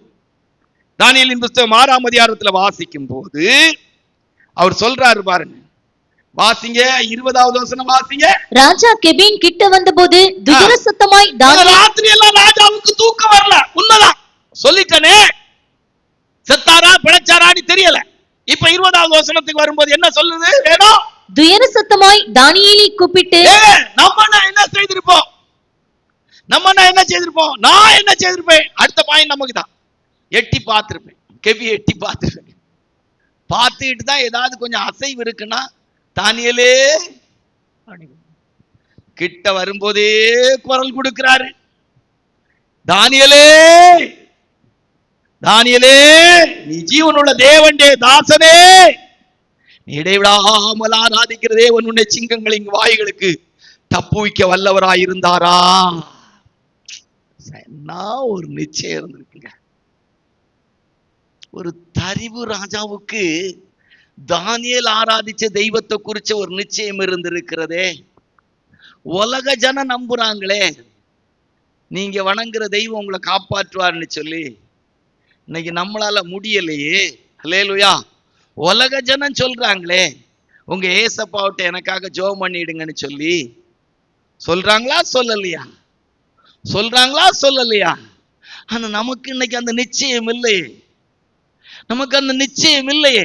எவ்வளவு ஒரு கீழ்த்தரமான, எவ்வளவு ஒரு பரிதபிக்கப்பட்ட நிலவரத்துல நம்முடைய ஜீவியம் ஊழியம் இருக்கு. அப்படியே நிறுத்து. 4 5. என தியானிக்க வேண்டிய பகுதியில் ஒரு சில பகுதிகள் கொஞ்சம் கூடுதலா இருக்கு. 5 வருவோம். இப்போ யாருக்குள்ள எப்படி நிச்சயம் இருந்து இப்ப தெய்வ மனுஷர்களை கொண்டு வர போறோம். இப்போ 4 பேர் சாதாரணப்பட்ட நிலவரத்துல கொண்டு வந்தா இப்ப 5வது தெய்வ மனுஷர்களை கொண்டு வரும். எலியா, எலிசா. வாசிங்க. இப்ப என்ன சொல்லலாம்? வேதத்துல வாசிக்கும் போது 2 ராஜாக்களின் புஸ்தகத்துல வாசிக்கும் போது 1 ராஜாக்கள் 17ஆம் அதிகாரத்துல கடைசி வசனத்தை வாசிங்க. அப்பொழுது அந்த ஸ்திரீ எலியாவை நோக்கி, நீ தேவனுடைய மனுஷன் என்றும் உம்முடைய வாயிலிருந்து பிறக்கும் கர்த்தரின் வார்த்தை உண்மை என்றும் இதனால் இப்பொழுது அறிந்திருக்கிறேன் என்றாள்.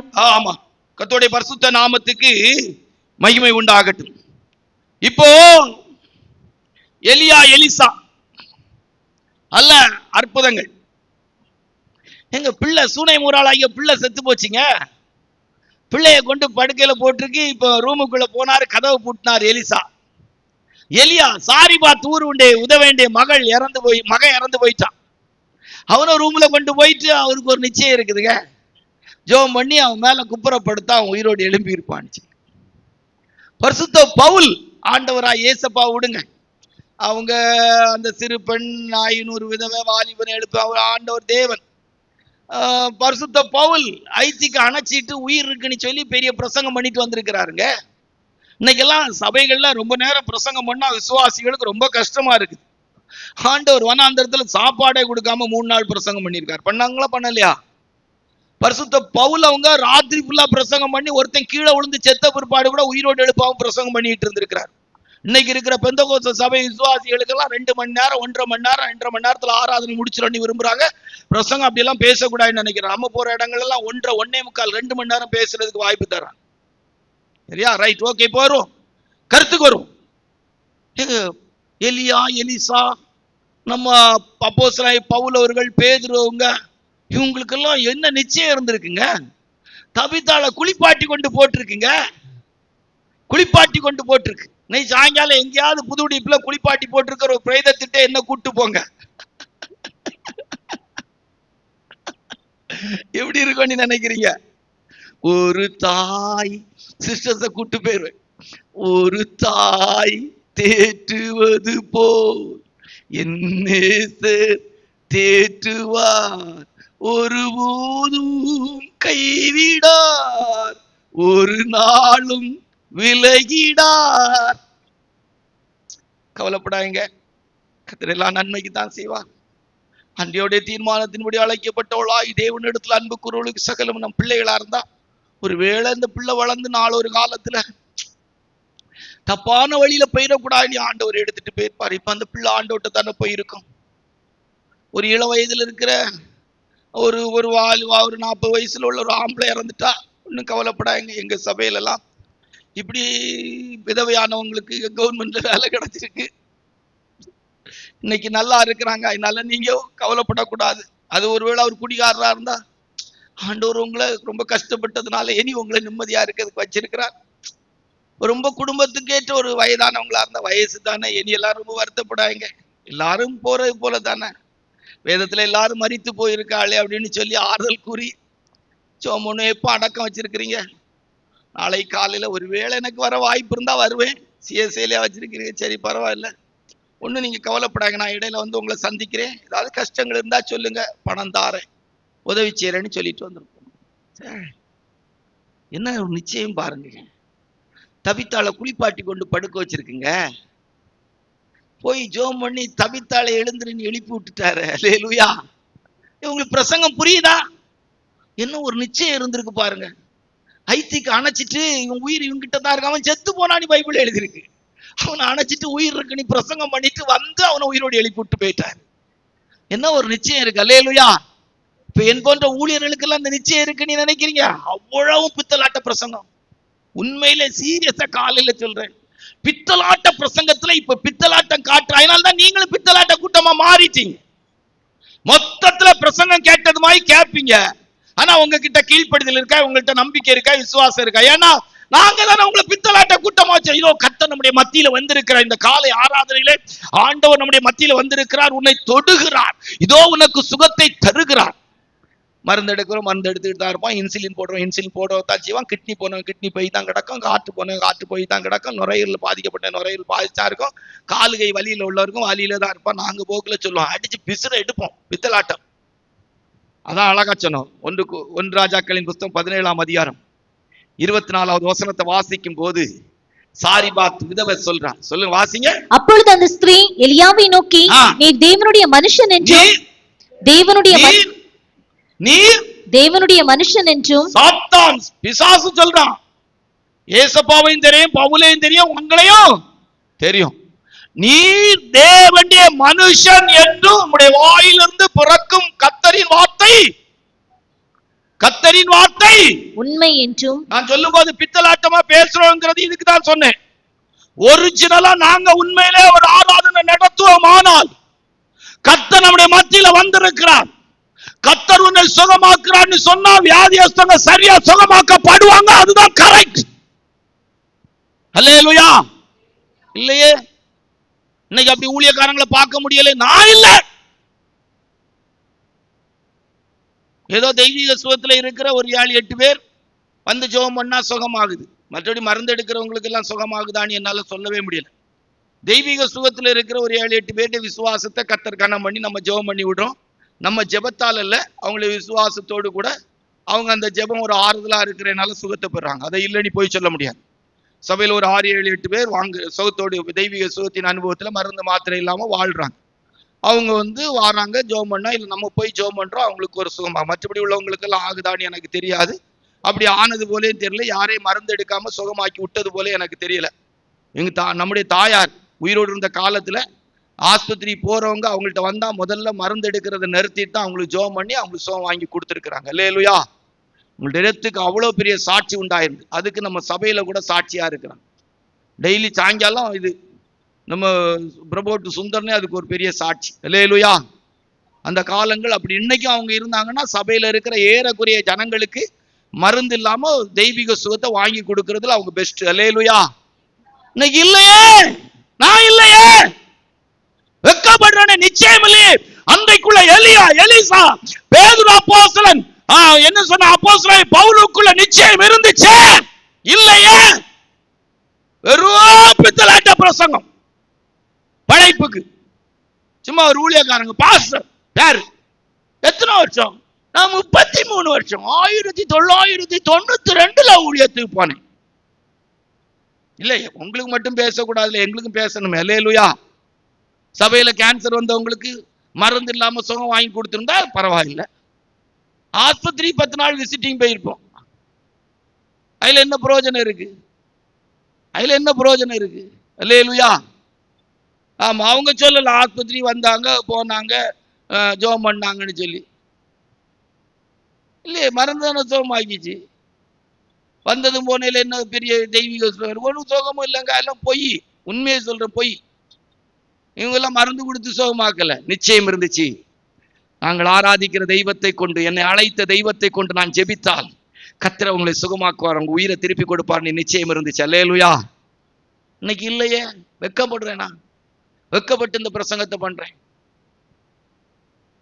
வெட்கப்பட்டு பிரசங்கம் பண்றேன். போய் சொல்லாம சொல்லணுமே மற்றவங்களை மட்டும். இப்ப நீங்க கேட்பீங்களே, பிரதர் நீங்க யாரை எழுப்பி இருக்கிறீங்க? நீ இந்த தெய்வீக சுகத்துல விசுவாசத்துல இருந்ததுல ஒரு சிலர் வேணா நல்ல சுகமா இருந்திருக்கலாம், ஜெயித்திருக்கலாம், வாழ்ந்திருக்கலாம், இல்லைன்னு சொல்ல முடியாது.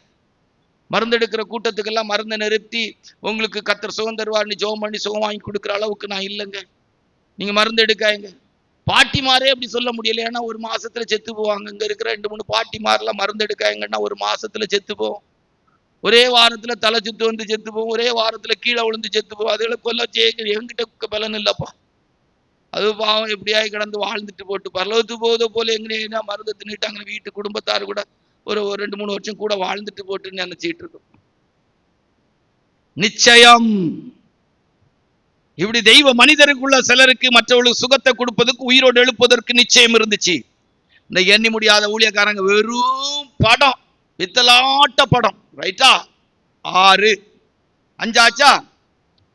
இதுல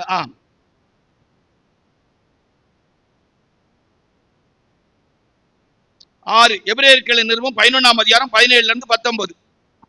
எபிரேயருக்கு எழுதின நிருபம் 11ஆம் அதிகாரம் 17-19 வரைக்கும் வாசியா. மேலும் விசுவாசத்தினாலே ஆபிரகாம் தான் சோதிக்கப்பட்ட போது ஈசாக்கை பலியாக ஒப்பு கொடுத்தான். ஈசாக்கினிடத்தில் உன் சந்ததி விளங்கும் என்று அவனோடே சொல்லப்பட்டிருந்ததே. இப்படிப்பட்ட வாக்குத்தத்தங்களை பெற்றவன் மரித்தோரிலிருந்து எழுப்ப தேவன் வல்லவராயிருக்கிறார் என்றெண்ணி தனக்கு ஒரே பேரானவனையே பலியாக ஒப்பு கொடுத்தான். நிச்சயம் ஆபிரகாமுக்குள்ள ஒரு நிச்சயம், ஈசாக்கை கொண்டு பலி செலுத்து, உன் ஒரே பேரான உன் ஏக சுதனும் நேசபுத்திரனும் ஆகிய ஈசாக்கை கொண்டு பலி செலுத்து. பயமே இல்லைங்க, பயமே இல்லை, பயமே இல்லைங்க. ஆள்கள் எல்லாம் சிலர் புடைச்சிட்டு வாரதை பார்க்கும்போது என்ன புடைச்சிட்டு வரோம். பெரிய பாசம், பெரிய படம். அவர் ஆண்டவர் சொல்லியே சொல்றார், உன் நேசகுமாரனும் உன் ஏக புத்திரனும் ஆகி அவனை கொண்டு போய் பலி செலுத்து. நிச்சயம் இருந்துங்க, மோரியா மலையில கொண்டு போய் காலை கட்டி போட்டு வெட்டுறதுக்கு ரெடி ஆயிட்டாருங்க. நிச்சயம் இருந்துச்சு. நம்பப்படுகிறவள் உறுதியும் காணப்படாதது நிச்சயம். தனக்கு ஒரே பேரானவனை பலியாக ஒப்பு கொடுத்தான். எப்படி சொல்லியிருக்கு? பலியாக ஒப்பு கொடுத்தான். மரித்தோரிலிருந்து அவனை பாவனையாக திரும்பவும் பெற்றுக்கொண்டான். எங்க விட்டாலும் அவங்க அன்னைக்கு பலி செலுத்திருப்பான். விட்டாலும் அவனுக்கு தெரியும், ஆண்டவர் என் மகனை உயிரோடு எழுப்பி தர முடியும்னு அவனுக்கு நிச்சயம் இருந்துச்சு. அல்லேலூயா. அவனுக்குள்ள ஆபிரகாமுக்கு ஒரு நிச்சயம் இருந்துச்சு. நமக்கு எத்தனை பேருக்கு இங்க நிச்சயம் இருக்குது? இப்படி ஒரு நிச்சயம் இருக்குன்னு எப்படி அடிக்கடி நம்ம சொல்லுவோம். சபையில ஒருத்தங்கள்ட்ட வந்து ஆண்டவர் இப்படி ஒரு பலி செலுத்துனா செலுத்திடுவோன்னு நினைக்கிறீங்க? செலுத்துறதுக்கு ஆள் இருக்கு நீ நினைக்கிறீங்க? இல்லைங்க. இப்ப அடுத்த பகுதிக்கு வரும். ஆபிரகாமுக்குள்ள இருந்த நிச்சயம். எபிரேயருக்கு 11ஆம் அதிகாரம் 14, 13, 10 ரிவர்ஸ்ல 14, 13, 10 வாசி.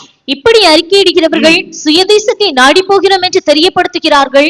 இவர்கள் எல்லாரும் வாக்குத்தத்தம் பண்ணப்பட்டவர்களை அடையாமல் தூரத்திலே அவைகளை கண்டு நம்பி அணைத்துக் கொண்டு பூமியின் மேல் தங்களை அந்நியரும் பரதேசிகளும் என்று அறிக்கையிட்டு 10வது வசனத்தை வாசி. அப்படியே ரிவர்ஸ்ல வாசிங்க. ஏனெனில் தேவன் தாமே கட்டி உண்டாக்கின அஸ்திபாரங்கள் உள்ள நகரத்துக்கு அவன் காத்திருந்தான்.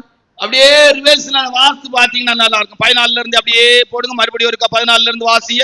இப்படி அறிக்கையிடுகிறவர்கள் சுயதேசத்தை நாடி போகிறோம். அவனுக்குள்ள நிச்சயம் இருந்துச்சு, இந்த உலகம் தனக்குரிய தேசம் இல்ல, தன்னுடைய சுய தேசம் எது? பரலோகம். என்ன தேசம்? தன்னுடைய சுய தேசம் எது? பரலோகம். நிச்சயம் இருந்துச்சு. கால் மிதிக்க இடத்தெல்லாம் தருவேன், கால் மிதிக்கும் தேசம் எல்லாம் கர்த்தருக்கு சொந்தமாகும், கண் பார்க்கும் தேசம் எல்லாம் கைவசப்படுத்திடுவேன். தெரியலப்பா. வாக்குத்தத்தம் பண்ணப்பட்ட தேசத்துல சுய தேசத்தை நாடி போகிறோம் என்று தெரியப்படுத்தி இருக்கிறார்கள். இந்த உலகம் அவங்களுக்கு பாத்திரமா இருக்கலையா? தேவனால் 13வது வசனத்துக்கு வாசிங்க. தேவனால் கட்டி உண்டாக்கப்பட்ட வாசிங்க.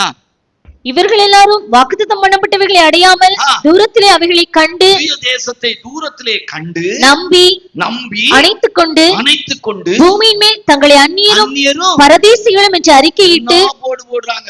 நேத்து ஒரு குடும்பம் வந்திருந்து கோயம்புத்தூர்ல இருந்து நம்ம யூடியூப்ல பிரசங்கத்தை கேட்டவங்களாம் வந்திருந்தாங்க. வந்திருந்தவங்க சொல்றாங்க, அவங்க இருக்கிற ஸ்தாபனத்தை சொன்னா ஆச்சரியப்படுவீங்க. அவ்வளவு பெரிய ஸ்தாபனம். அந்த ஸ்தாபனத்துல இருந்து வந்திருக்கிறாங்க. ராபோஜனமே எடுக்க மாட்டாங்க. கால் கழுவுறது வருஷத்துக்கு ஒரு தடவை தான் கால் கழுவுவாங்களாம். வருஷத்துக்கு ஒரு தடவை அந்த கால் கழுவுறது கூட கால் கழுவ மாட்டாங்களாம். எதுக்குன்னா கால் கழுவ இவங்க போக மாட்டாங்க. இவங்க ராபோஜனத்துக்கு நாகர்கோயிலுக்கு வராங்க. ஏன் அப்படின்னா உபதேசத்துல வளர்ந்துருக்கிறாங்க. அந்த உபதேசத்தின் அனுபவத்துல அவங்க கேட்டு வளர்ந்துருக்க உபதேசம், நகை போட்டிருக்க அனுபவத்தெல்லாம் இருக்கிறவங்க. காலில் கொலுசு மெட்டியும் போட்டு இருக்கிற காலை கழுவி அவ கூட இருந்து ராபோஜனம் எடுக்கன்னு எனக்கு என்ன அவசியம்னு தீயா நிக்கிறாங்க. காலில் கொலுசு மெட்டியும் போட்டிருக்க காலை கழுவி நான் ராபோஜனம் எடுக்கன்னு எனக்கு என்ன அவசியம்னு தீயா நின்றுட்டு போறாங்க. அவங்க வீட்டுல நம்ம பிரசங்கம் ஓடிக்கிட்டே இருக்குமா, கேட்டுக்கிட்டே இருப்பாங்க. கேட்ட பிரசங்கத்தையே கேட்டுக்கிட்டே இருப்பாங்க. அந்த சகோதரன் சாதாரண சுவிசேஷத்துல வளர்ந்து அவர் சொல்றாரு ஒரு வார்த்தை, இந்த சகோதரி அளவுக்கு நான் சத்தியத்தை அறிஞ்சிருந்தா ஏன் லெவலுக்கு இந்த சகோதரன் தான் நான் கல்யாணம் இவ்வளவு பண்ணியிருக்க மாட்டேங்கிறாங்க. அப்படி என் மனைவி கிரேட் அப்படிங்கிறாங்க.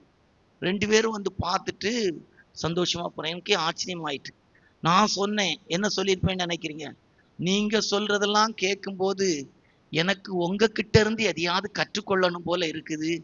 ஏன் உடம்பு புல்லரிக்கு. அவங்க 4000 ரூபாய் 5000 ரூபாய் செலவழிச்சு நாகர்கோயிலுக்கு வந்து அவங்க வளர்ந்த சபையில ராபோஜனம் எடுத்துட்டு போவாங்களாம். அவங்க சொந்த சபையா இருக்கிற சபையில, அதாவது ஹஸ்பண்டுக்கு சபையில அவங்க ராபோஜனமே எடுக்க மாட்டாங்க. ஏங்க, தேவனால கட்டி உண்டாக்கப்பட்ட நகரத்துக்காக அந்நியரும் பரதேசி என்று அறிக்கை செய்து விசுவாசத்தோடு மரித்தார்களாம். நீங்க எப்படி சாகுறீங்கன்னு எல்லாம் எனக்கு தெரியாது.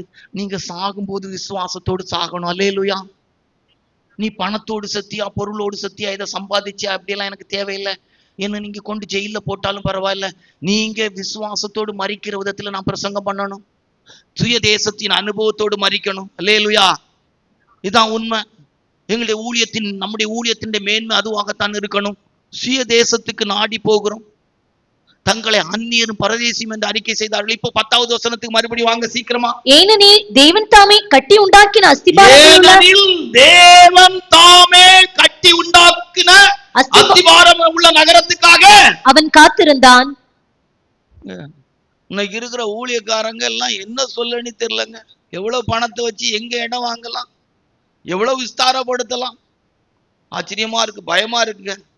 நோவாவின் காலம் தான் எனக்கு ஞாபகத்துக்கு வருது. கொஞ்சம் கவனமா இருங்க. ரைட்டா? ஓகே. அப்ப 6வது நிச்சயம் இருந்துச்சு ஆபிரகாமுக்கு. தன் மகனை பலி செலுத்த வேண்டிய நேரம் வந்த போது நிச்சயம் இருந்துச்சு. தான் வாழ்ந்து கொண்டிருந்த தேசத்துல பரலோகத்தை குறிச்ச நிச்சயம் அவருக்கு இருந்துச்சு. பரலோகத்தை குறிச்ச நிச்சயம் இருந்துச்சு. சுய தேசத்தை நாடி போகிறேன். இந்த உலகம் எனக்கு பாத்திரமானதல்ல. நான் இந்த உலகத்துக்குரியவன் அல்ல. அந்நியரும் பரதேசியுமாய் வாழ்ந்து தேவனால் கட்டி உண்டாக்கப்பட்ட நகரத்தை அடையக்கூடியவன். அல்லேலூயா. ரொம்ப கேர்ஃபுல்லா இருந்துருங்க. சொந்த மந்தம், பாசம், ஊழியம் எல்லாவற்றிலும் கவனமா இருந்துருங்க. கர்த்தருடைய ஊழியக்காரலாம் ரொம்ப கவனமா இருந்துருங்க. என் போன்ற ஊழியர்லாம் ரொம்ப கேர்ஃபுல்லா இருக்கணும். 7 நிச்சயம் அப்படின்னா என்ன அப்படின்னா 1 கொரிந்தியர் 9:26 வாசித்து அப்போஸ்தலனாகிய பவுலோடைய வாழ்க்கை நிச்சயத்தை குறித்து ஒரு சில வார்த்தைகளை பேசி முடிச்சிடும். ரைட்டா? ஆதலால் நான் நிச்சயம் இல்லாதவனாக ஓடி ஆகாயத்தை அடிக்கிறவனாக சிலம்பம் பண்ணே. போதும். பரிசுத்த அப்போஸ்தலனாகிய பவுலுக்குள்ள நிச்சயம் இருந்துச்சு. தன் அழைப்பு, தன் தெரிந்து கொள்ளுதலை குறித்த நிச்சயம் இருந்தது. தன்னை தேவன் தான் அழைத்தார். தாயின் கருவில் இருந்த கிருபையினால் அழைத்தார். தன் அழைப்பையும் தன் ஊழியத்துக்கான தெரிந்து கொள்ளுதலை குறித்து அவருக்குள்ள ஒரு நிச்சயம் இருந்தது. தேவன் தன்னை அழைத்தார். என் ஆண்டவராய் இயேசுப்பா என்னை சந்தித்தார். கர்த்தரால் நான் பிடிக்கப்பட்டவேன். நான் எதற்காய் பிடிக்கப்பட்டேனோ அப்படின்னு சொல்றார்.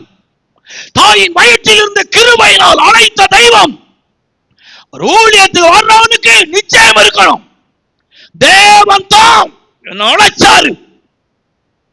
ஆண்டவர் தான் என்ன பிடிச்சாரு. நான் இயேசுவாலே பிடிக்கப்பட்டவன், அவர் இரத்தத்தாலே கழுவப்பட்டவன், எனக்கென்று எதுவும் இல்லை. சொந்தமல்ல பாடிட்டு ஊரெல்லாம் சேர்த்து வச்சுக்கிட்டே திரிய வேண்டியதான். இயேசுவாலே பிடிக்கப்பட்டவன்.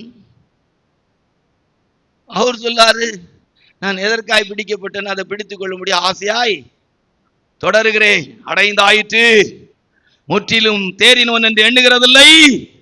ஒன்று செய்கிறேன், பின்னானவைகளை மறந்து முன்னானவைகளை நாடி கிறிஸ்து இயேசுவுக்குள் தேவன் அழைத்த பரம அழைப்பின் பந்தய பொருளுக்காய் லக்கை நோக்கி தொடருகிறேன். எப்படி இருக்கும் பாருங்க. தன் அழைப்பு தெரிந்து கொள்வதை குறித்து ஒரு நிச்சயம் இருந்துச்சு. விசுவாச தெய்வ பிள்ளைகள் கூட தங்களை அழைப்பு தெரிந்து கொள்வதை குறித்து நிச்சயம் இருக்கணும். சும்மா கடந்து புடச்சிக்கிட்டு புலம்பிக்கிட்டு கிடக்க கூடாது. இந்த மார்க்கத்துக்குள்ள வந்துகிட்டு தெய்வீகத்தை குறிச்ச சரியான நிச்சயம் உனக்கு இருக்கணும். கர்த்தர் தான் உன்னை அழைச்சி கொண்டு வந்தாரா, தேவன் தான் உங்களை தெரிந்தெடுத்தாராங்கிற நிச்சயம் உங்களுக்கு இருக்கணும். அல்லேலூயா. பரிசுத்த அப்போஸ்தலனாகிய பவுல் அவர்களுக்குள்ளே தான் அறிவிக்கிற சுவிசேஷத்தை குறித்த நிச்சயம் இருந்துச்சு. தான் அறிவிக்கிற சுவிசேஷத்தை குறித்து அவருக்கு ஒரு நிச்சயம் இருந்துச்சு. மனுஷராலும் அல்ல, மனுஷர் மூலமாயும் அல்ல, தேவனே அதை தனக்கு வெளிப்படுத்தினார். அல்லேலூயா. எங்கேயோ போய் பைபிள் காலேஜ் படிச்சுட்டு பிரசங்கம் பண்ணக்கூடாதுங்கிறதுக்கு இல்ல. மனுஷராலும் அல்ல, மனுஷர் மூலமாயும் அல்ல, தேவனே அதை வெளிப்படுத்தினார். அல்லேலூயா. தான் பிரசங்கிக்கிற சுவிசேஷத்தை குறித்து அவருக்கு நிச்சயம் இருந்துச்சு. தனக்கு கொடுக்கப்பட்ட வெளிப்படுத்தலை குறித்த நிச்சயம் இருந்துச்சு. சொந்த அறிவுல இருந்து பேசல, நயவசனிப்பாய் பேசல, ஆவியானுடைய பலத்தோடு சுவிசேஷத்தை பேசினார். தான் பிரசங்கிக்கிற சுவிசேஷம் எப்படிப்பட்டதுன்னு அவருக்கு நல்லா தெரியும். வானமும் பூமி ஒழிந்து போனாலும் தான் பிரசங்கிக்கிற சுவிசேஷத்தை அழிக்க முடியாது. தான் பிரசங்கித்த சுவிசேஷத்தை பேசிட்டு அவர் சொல்லாரு, வானத்திலிருந்து ஒரு தூதனாகிலும் நானாகிலும் இந்த சுவிசேஷத்துக்கு மாறா பேசினா சபிக்கப்பட்டவனாயிருக்க கடவன். அல்லேலூயா. தன்னை அறிவிக்கிற தான் பேசுகிற சுவிசேஷத்தை குறிச்ச நிச்சயம் அவருக்கு இருந்துச்சு. அவருடைய வாழ்க்கையில மூன்றாவது அவருக்கு இருந்த நிச்சயமாய் நாம் சொல்லிக் கொண்டால், தன்னுடைய ஊழியத்தின் மூலம் எந்த மனுஷனையும் தேறினவனாய் நிறுத்த முடியும் என்கிற ஒரு நம்பிக்கை இருந்து, எந்த மனுஷனையும் கிறிஸ்து இயேசுவுக்குள் தேறினவளாய் நிறுத்தும்படிக்கு நாங்கள் அவரை அறிவித்து எந்த மனுஷனுக்கும் புத்தி சொல்லி எல்லா ஞானத்தோடும் பிரசங்கிக்கிறோம். கொலோசியர் 1:28 வாசிக்கும் போது வேதம் சொல்லுகிறது, எந்த மனுஷனையும் தேறினவளாய் நிறுத்த முடியும். அவருக்கு ஒரு நிச்சயம் இருந்துச்சு. எப்படிப்பட்ட ஒனேசிமு மாதிரிப்பட்டவங்களா இருந்தாலும் சரி, ஆகாத கேசுகளா இருந்தாலும் சரி, அவங்கள சத்திய சுவிசேஷத்தை ஊழியத்தின் மூலமாக தேறினவளாய் மாற்ற முடியும் என்கிற நிச்சயம் அவருக்கு இருந்துச்சு. ஊழிய பாதையில நிச்சயம் இருந்துச்சு. அல்லேலூயா. தான் நடத்தின சபை தனக்கு இருந்த ஜனத்தை பரலோக வாசிகளாய் தேறினவளாய் மாற்ற முடியும் என்கிற நிச்சயம் இருந்துச்சு. வேதத்தில் வாசிக்கும் போது தன்னுடைய பாடுகள் பிரயாசம் எல்லாவற்றுக்கும் பலன் கிடைக்கும் என்கிற நிச்சயம் இருந்துச்சு. அவரோடு கூட பாடுபட்டமானால் அவரோடு கூட ஆளுகை செய்ய முடியும். தன்னுடைய ஊழியத்தின் பாடுகள் பிரயாசங்கள் அடி உத எல்லாவற்றிலும் தனக்கு பலன் உண்டு என்பதை அவர் நிச்சயித்திருந்தார். என் நாமத்து நிமித்தம் உங்களை நிந்தித்து துன்பப்படுத்தி பலவிதமான தீமையான மொழிகளை உங்கள் பேர் பொய்யாய் சொல்வார்களானால் சந்தோஷப்பட்டு களிகூறுகள். எல்லாரிலும் அதிகமாய் பிரயாசப்படுகிறேன், நான் அல்ல, எனக்கு அளிக்கப்பட்ட கிருபை.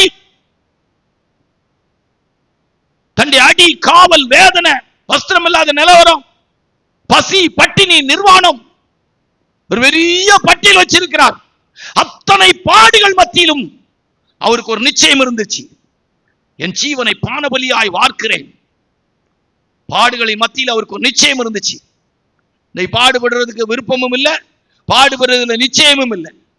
ஒரு பிரசவத்துக்கே பிரசவ வேதனை படுறத விரும்பலையே, வயிற்று அறுத்து உடனே குழந்தை எடுத்துருங்க, பிரசவ வலியே வேண்டாம், அறுத்துருங்க, கிழிச்சு தச்சிருங்க.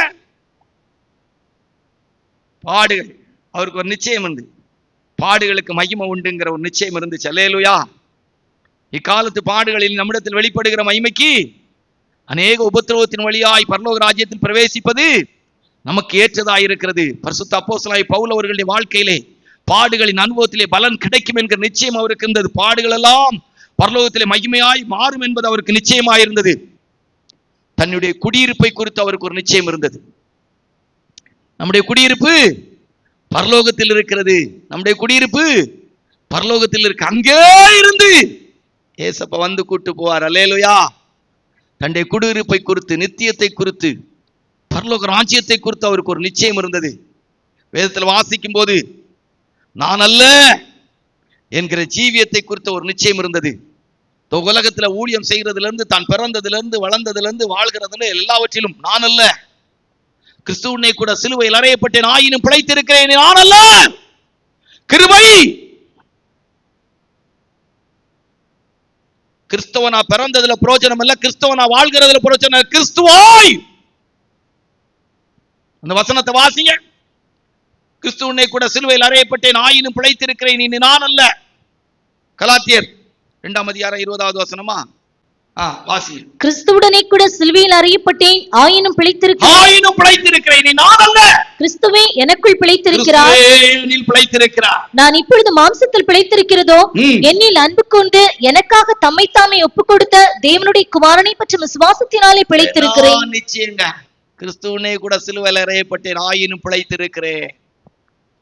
ஆண்டவர் சொன்னார், நான் சுயமாய் வரவில்லை, சுயமாய் பேசவில்லை, சுயமாய் ஒன்றும் செய்யவில்லை. கிறிஸ்துவனே கூட சிலுவையில் அறையப்பட்டேன், ஆயினும் பிழைத்திருக்கேன், நான் அல்ல. நிச்சயம் இருந்துச்சு. நான் வாழ்கிறது கிருபை, என் கிருபை உனக்கு போதும், பலவீனத்தில் என் பலன் பூர்ணமாய் விளங்கும். கிறிஸ்துவாய் வாழ்கிற விதத்திலே அவருக்கு வாழ்க்கையில நிச்சயம் இருந்து, கிறிஸ்துவாய் வாழ முடியும் என்கிற நிச்சயம் இருந்துச்சு. வாழ்க்கையில என் சுபாவத்தில் நான் கிறிஸ்துவாய் வாழ முடியும், கிறிஸ்துவாகவே என் ஜீவியம் மாற முடியும். மாறணும். ஒரு மனுஷன் கிறிஸ்தவனாய் இருக்கிறதுல என்ன பிரயோஜனம்? கிறிஸ்துவாய் மாறன். அல்லேலூயா. 7 வாழ்க்கையில இருந்த நிச்சயம் என்ன தெரியுமா? வேதத்துல வாசிக்கும் போது வேதம் நமக்கு சொல்லிக் கொடுக்கிறது. அப்போஸ்தலனாகிய பவுல் அவர்கள் 2 தீமோத்தேயுடைய புஸ்தகம் 4ஆம் அதிகாரம் 6வது வசனத்தை வாசிக்கும் போது, 2 தீமோத்தேயு 4:6 வாசிக்கும் போது வாசிங்க. ஏனென்றால் நான் இப்பொழுதே பானபலியாக வார்க்கப்பட்டு போகிறேன், நான் தேகத்தை விட்டு பிரியும் காலம் வந்தது. வருகை குறிச்செல்லாம் பேசிட்டு வந்தாங்க. ஆனா அவருக்கு ஒரு நிச்சயம் இருந்துச்சு, என் சரீரத்தை விட்டு நான் என்ன செய்வேன், பிரிஞ்சிருவேன். இன்னைக்கு இருக்கிற நிறைய ஊழியக்காரங்க, இதோ ஆண்டவர் வருகிறார் வருகிறார் வருகிறார், வயசானவங்க கூட பேசுறான், சாகுறதுக்கு விருப்பம் இல்லை. ஏன்னா ஒத்தியா சாகும் போது பரலோகத்து போயிடுச்சு, அந்த கர்த்தருடைய வருக வருக வருகனே சொல்லி கடைசி கால செய்தி, இதோ சிவப்பு கிடாரி பிறந்துட்டு, இதோ உக்ரைன்ல சண்டை வந்துட்டு, காசால சண்டை வந்துட்டு, இதோ ஆண்டவர் இதோ பக்கமாய் வந்து விட்டார், கிட்டே வந்து விட்டார், அங்கே வந்து விட்டார். அவர் சொல்றாரு, என் தேகத்தை விட்டு பிரியும் காலம் 2 பேதுரு 1ஆம் அதிகாரம் 13வது வசனத்தை வார்த்த பரிசுத்த அப்போஸ்தலனாகிய பேதுரு சொல்லு. அவர் கேட்ட சத்தம் என்ன தெரியுமா? வானத்தை அண்ணாந்து பார்த்து கொண்டிருக்கிற கலிலேயரே, இந்த இயேசுவானவர் எப்படி எடுத்துக்கொள்ளப்பட்டாரோ அப்படியே வருவார். அவர் சொல்றாரு, என் தேகத்தை விட்டு பிரியக்கூடிய காலம் வந்துட்டு. வாசிங்க 2 பேதுரு 1ஆம் அதிகாரம் 13வது வசனம். நம்முடைய கர்த்தராகிய இயேசு கிறிஸ்து எனக்கு அறிவித்தபடி நான் என் கூடாரத்தை விட்டு போவது சீக்கிரத்தில் நேரிடும் என்று அறிந்து. நிச்சயம் இருந்துங்க, நிச்சயம் இருந்துங்க, நிச்சயம் இருந்துச்சு. நம்ம ஆட்கள் எல்லாம் வெறும் இது நம்ம அடிக்கடி சொல்லும், கண்டிப்பா ஜெபாபுரம் ஒரு நாள் செத்துருவாரு, அல்லேலூயா, கண்டிப்பா இந்த தேகத்தை விட்டு பிரிவார், அல்லேலூயா. நீங்க எல்லாரும் உட்கார்ந்து ஐயோ ஏசுறதுக்கு ஆள் இல்லையே, கத்து கத்துன்னு நல்ல பிரசங்கத்தை கூட ஆள் முகம் பார்த்து திட்டுன்னு திட்டி பிரசங்கம் பண்ணுவாரே, செத்து போயிட்டாரே ஐயா, நல்ல காலம் போனாரு, எழும்பிராம இருந்தாருன்னா போதும், தப்பிச்சுக்கிறோம். என்ன கொல்லுன்னு கொல்லுவான்ப்பா அப்படின்னு நினைப்பீங்க. தேகத்தை விட்டு பிரியும் காலம் நிச்சயம் இருந்துச்சு. அல்லேலூயா, அல்லேலூயா. எனக்கு நம்பிக்கை இருக்குங்க, நீங்க யாரும் ஆண்டவருடைய வருகைக்கு போக மாட்டீங்க, நிச்சயமா செத்து போவீங்க. நீ அதனுடைய அர்த்தம் என்ன? ஆண்டவர் வர்றதுக்கு முன்னாலே நீங்க எல்லாம் செத்து போவீங்க. அப்பனா அதுக்கு முந்தைய கூட போகலாம். அல்லேலூயா. நிச்சயம் இருந்துச்சு, தேகத்தை விட்டு பிரிந்து கர்த்தரிடத்துல குடியிருப்பேன். தேகத்தை விட்டு பிரிந்து என் நாள் வரும். கர்த்தருடைய வருகை எப்பவும் இருக்கட்டும், எப்பவும் இருக்கட்டும், எந்த நேரமும் இருக்கட்டும். அவருடைய வருகையில நீங்க ஒண்ணு இந்த ரெக்கை அடிச்சு போறது மாதிரி ஆண்டவர் கால சத்தம் கேட்ட உடனே கையை கால அடிச்செல்லாம் போக முடியாது, தானாவே எடுக்கப்பட்டுரும். கர்த்தருடைய வருகை வரும்போது ஆயத்தமா உள்ளவங்க அல்லேலூயா. படுக்கையில 2 பேர் இருப்பாங்க, ஒருத்தர் எடுத்துக்கொள்ளப்படுவார். வயல்ல 2 பேர் இருப்பாங்க, ஒருத்தங்க எடுத்துக்கொள்ளப்படுவாங்க. உடனே பாட்டெல்லாம் பாடி மீதி நாங்க நேற்று சாயங்காலம் கூட இப்படிதான் பாடினோம். நாங்க சொன்னோம், காத்திருப்பு கூட்டம் நடந்துட்டு இருக்கும்போது இப்படி ஆண்டவர் வாராருன்னு அங்க நம்ம அக்கா வந்து அங்க ஆபீஸ்ல இருந்து கடற்கடை கையோ ஆண்டவர் வாராரு வந்துட்டாராம். இங்க பாட்டு பெய்த்தோம்ல, மேக மீதில் ஏசு ராஜன் வேகம் வாராரே, ஆயத்தம் உள்ளோரை ஆதாயம் சேர்க்க அவரே வாரார். வெள்ளமடத்துல இருந்து ஒரு கூட்டம் வாராரான்னு புறப்பட்டு வர, புதுடிப்புல இருந்து ஒரு கூட்டம் வேகமா வர அங்க வீட்டை விட்டு வெளியே அப்படியே ரவுண்டு கட்டி டீ குடிக்க போனவங்க ஐயோ வந்துட்டாராம் வாராராம். எல்லாம் நடக்காது, வரும்போது ஆட்டோமேட்டிக்கா போயிடும். அல்லேலூயா, தானாவே போயிடும். ஆரவாரத்தோடு பிரதான தூதனுடைய சத்தத்தோடு தெய்வ காலத்தோடு இறங்கி வரும்போது ஒரு நிமிஷத்திலே ஒரு இமைப்பொழுதே நாம் எல்லாரும் மறுரூபமாக்கப்படும். நாம் எல்லாரும் மறுரூபமாக்கப்படும், எடுத்துக்கொள்ளப்படுதல். அதுக்கு பேர் என்னது?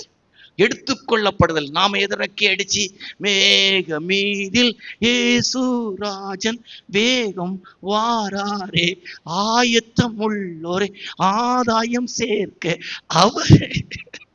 டைம் எல்லாம் இருக்காது. அல்லேலூயா. அதனால எனக்கு வருகை எப்படின்னு தெரியாது, எப்பவும் இருக்கட்டு. ஆனா எனக்கு நம்பிக்கை இருக்கு, கேட்டுக்கிட்டு இருக்கிற உங்களையும் இந்த பிரசங்கத்தை கேட்கிற நிறைய பேரும் தேகத்தை விட்டு பிரிகிற நாள் இருக்குது. நிச்சயம் இருந்துச்சு, இந்த தேகத்தை விட்டு பிரிகிற நாளிலே அவரை பார்ப்பேன். நிச்சயத்தோடு ஓடும். நிச்சயம் இல்லாதவனா ஒரு வசனத்தை மறுபடி நான் மறந்தாலும் ஆண்டவர் ஞாபகப்படுத்திட்டு இருக்க, தப்பா எடுத்துக்கிட்டாங்க. நிச்சயம் இல்லைன்னா உபாகமம் 28ஆம் அதிகாரத்தின்படி உங்க வாழ்க்கையில் ஒரு சாபம் உங்களை பின்தொடருது. பிரசங்கத்தை கேட்கிற ஊழியன் விசுவாசி எல்லாருக்கும் சேர்த்து சொல்றேன், உங்க வாழ்க்கையில் இந்த மார்க்கத்துக்குள்ள வந்து ரட்சிக்கப்பட்டு ஞானஸ்தானம் பெற்று அபிஷேகம் பெற்ற பிற்பாடு உண்மையா ஒரு நிச்சயம் இல்லைன்னா, உபாகமம் 28ஆம் அதிகாரத்துல சொல்லப்பட்டது போல சாப வார்த்தையில ஒண்ணு, நீ எப்பொழுதும் பயந்திருப்பாய், நீ திகில் கொண்டிருப்பாய் என்கிற ஒரு சாப வார்த்தை நம்ம மேல இருக்கிறது. ஏன்னா நிச்சயத்தோடு ஓடுறதுக்காக தான் ஆண்டவராய் ஏசப்பா கல்வாரி சிலுவையில ஜீவனை கொடுத்தார். நிச்சயத்தோடு ஓடுவதற்காகத்தான் ஏசப்பா உயிர் தெழுந்தார். அல்லேலூயா. நிச்சயம் இல்லாதவனாய் ஓடேன், ஆகாயத்தை அடிக்கிறவனாய் சிலம்பம் என் கண்களை மூடுவோமா? யாரெல்லாம் உணர்த்தப்பட்டீங்க? நான் 5வது குறிப்புல நான் அக்யூஸ்ட், 5வது குறிப்புல யாரு? குற்றவாளி.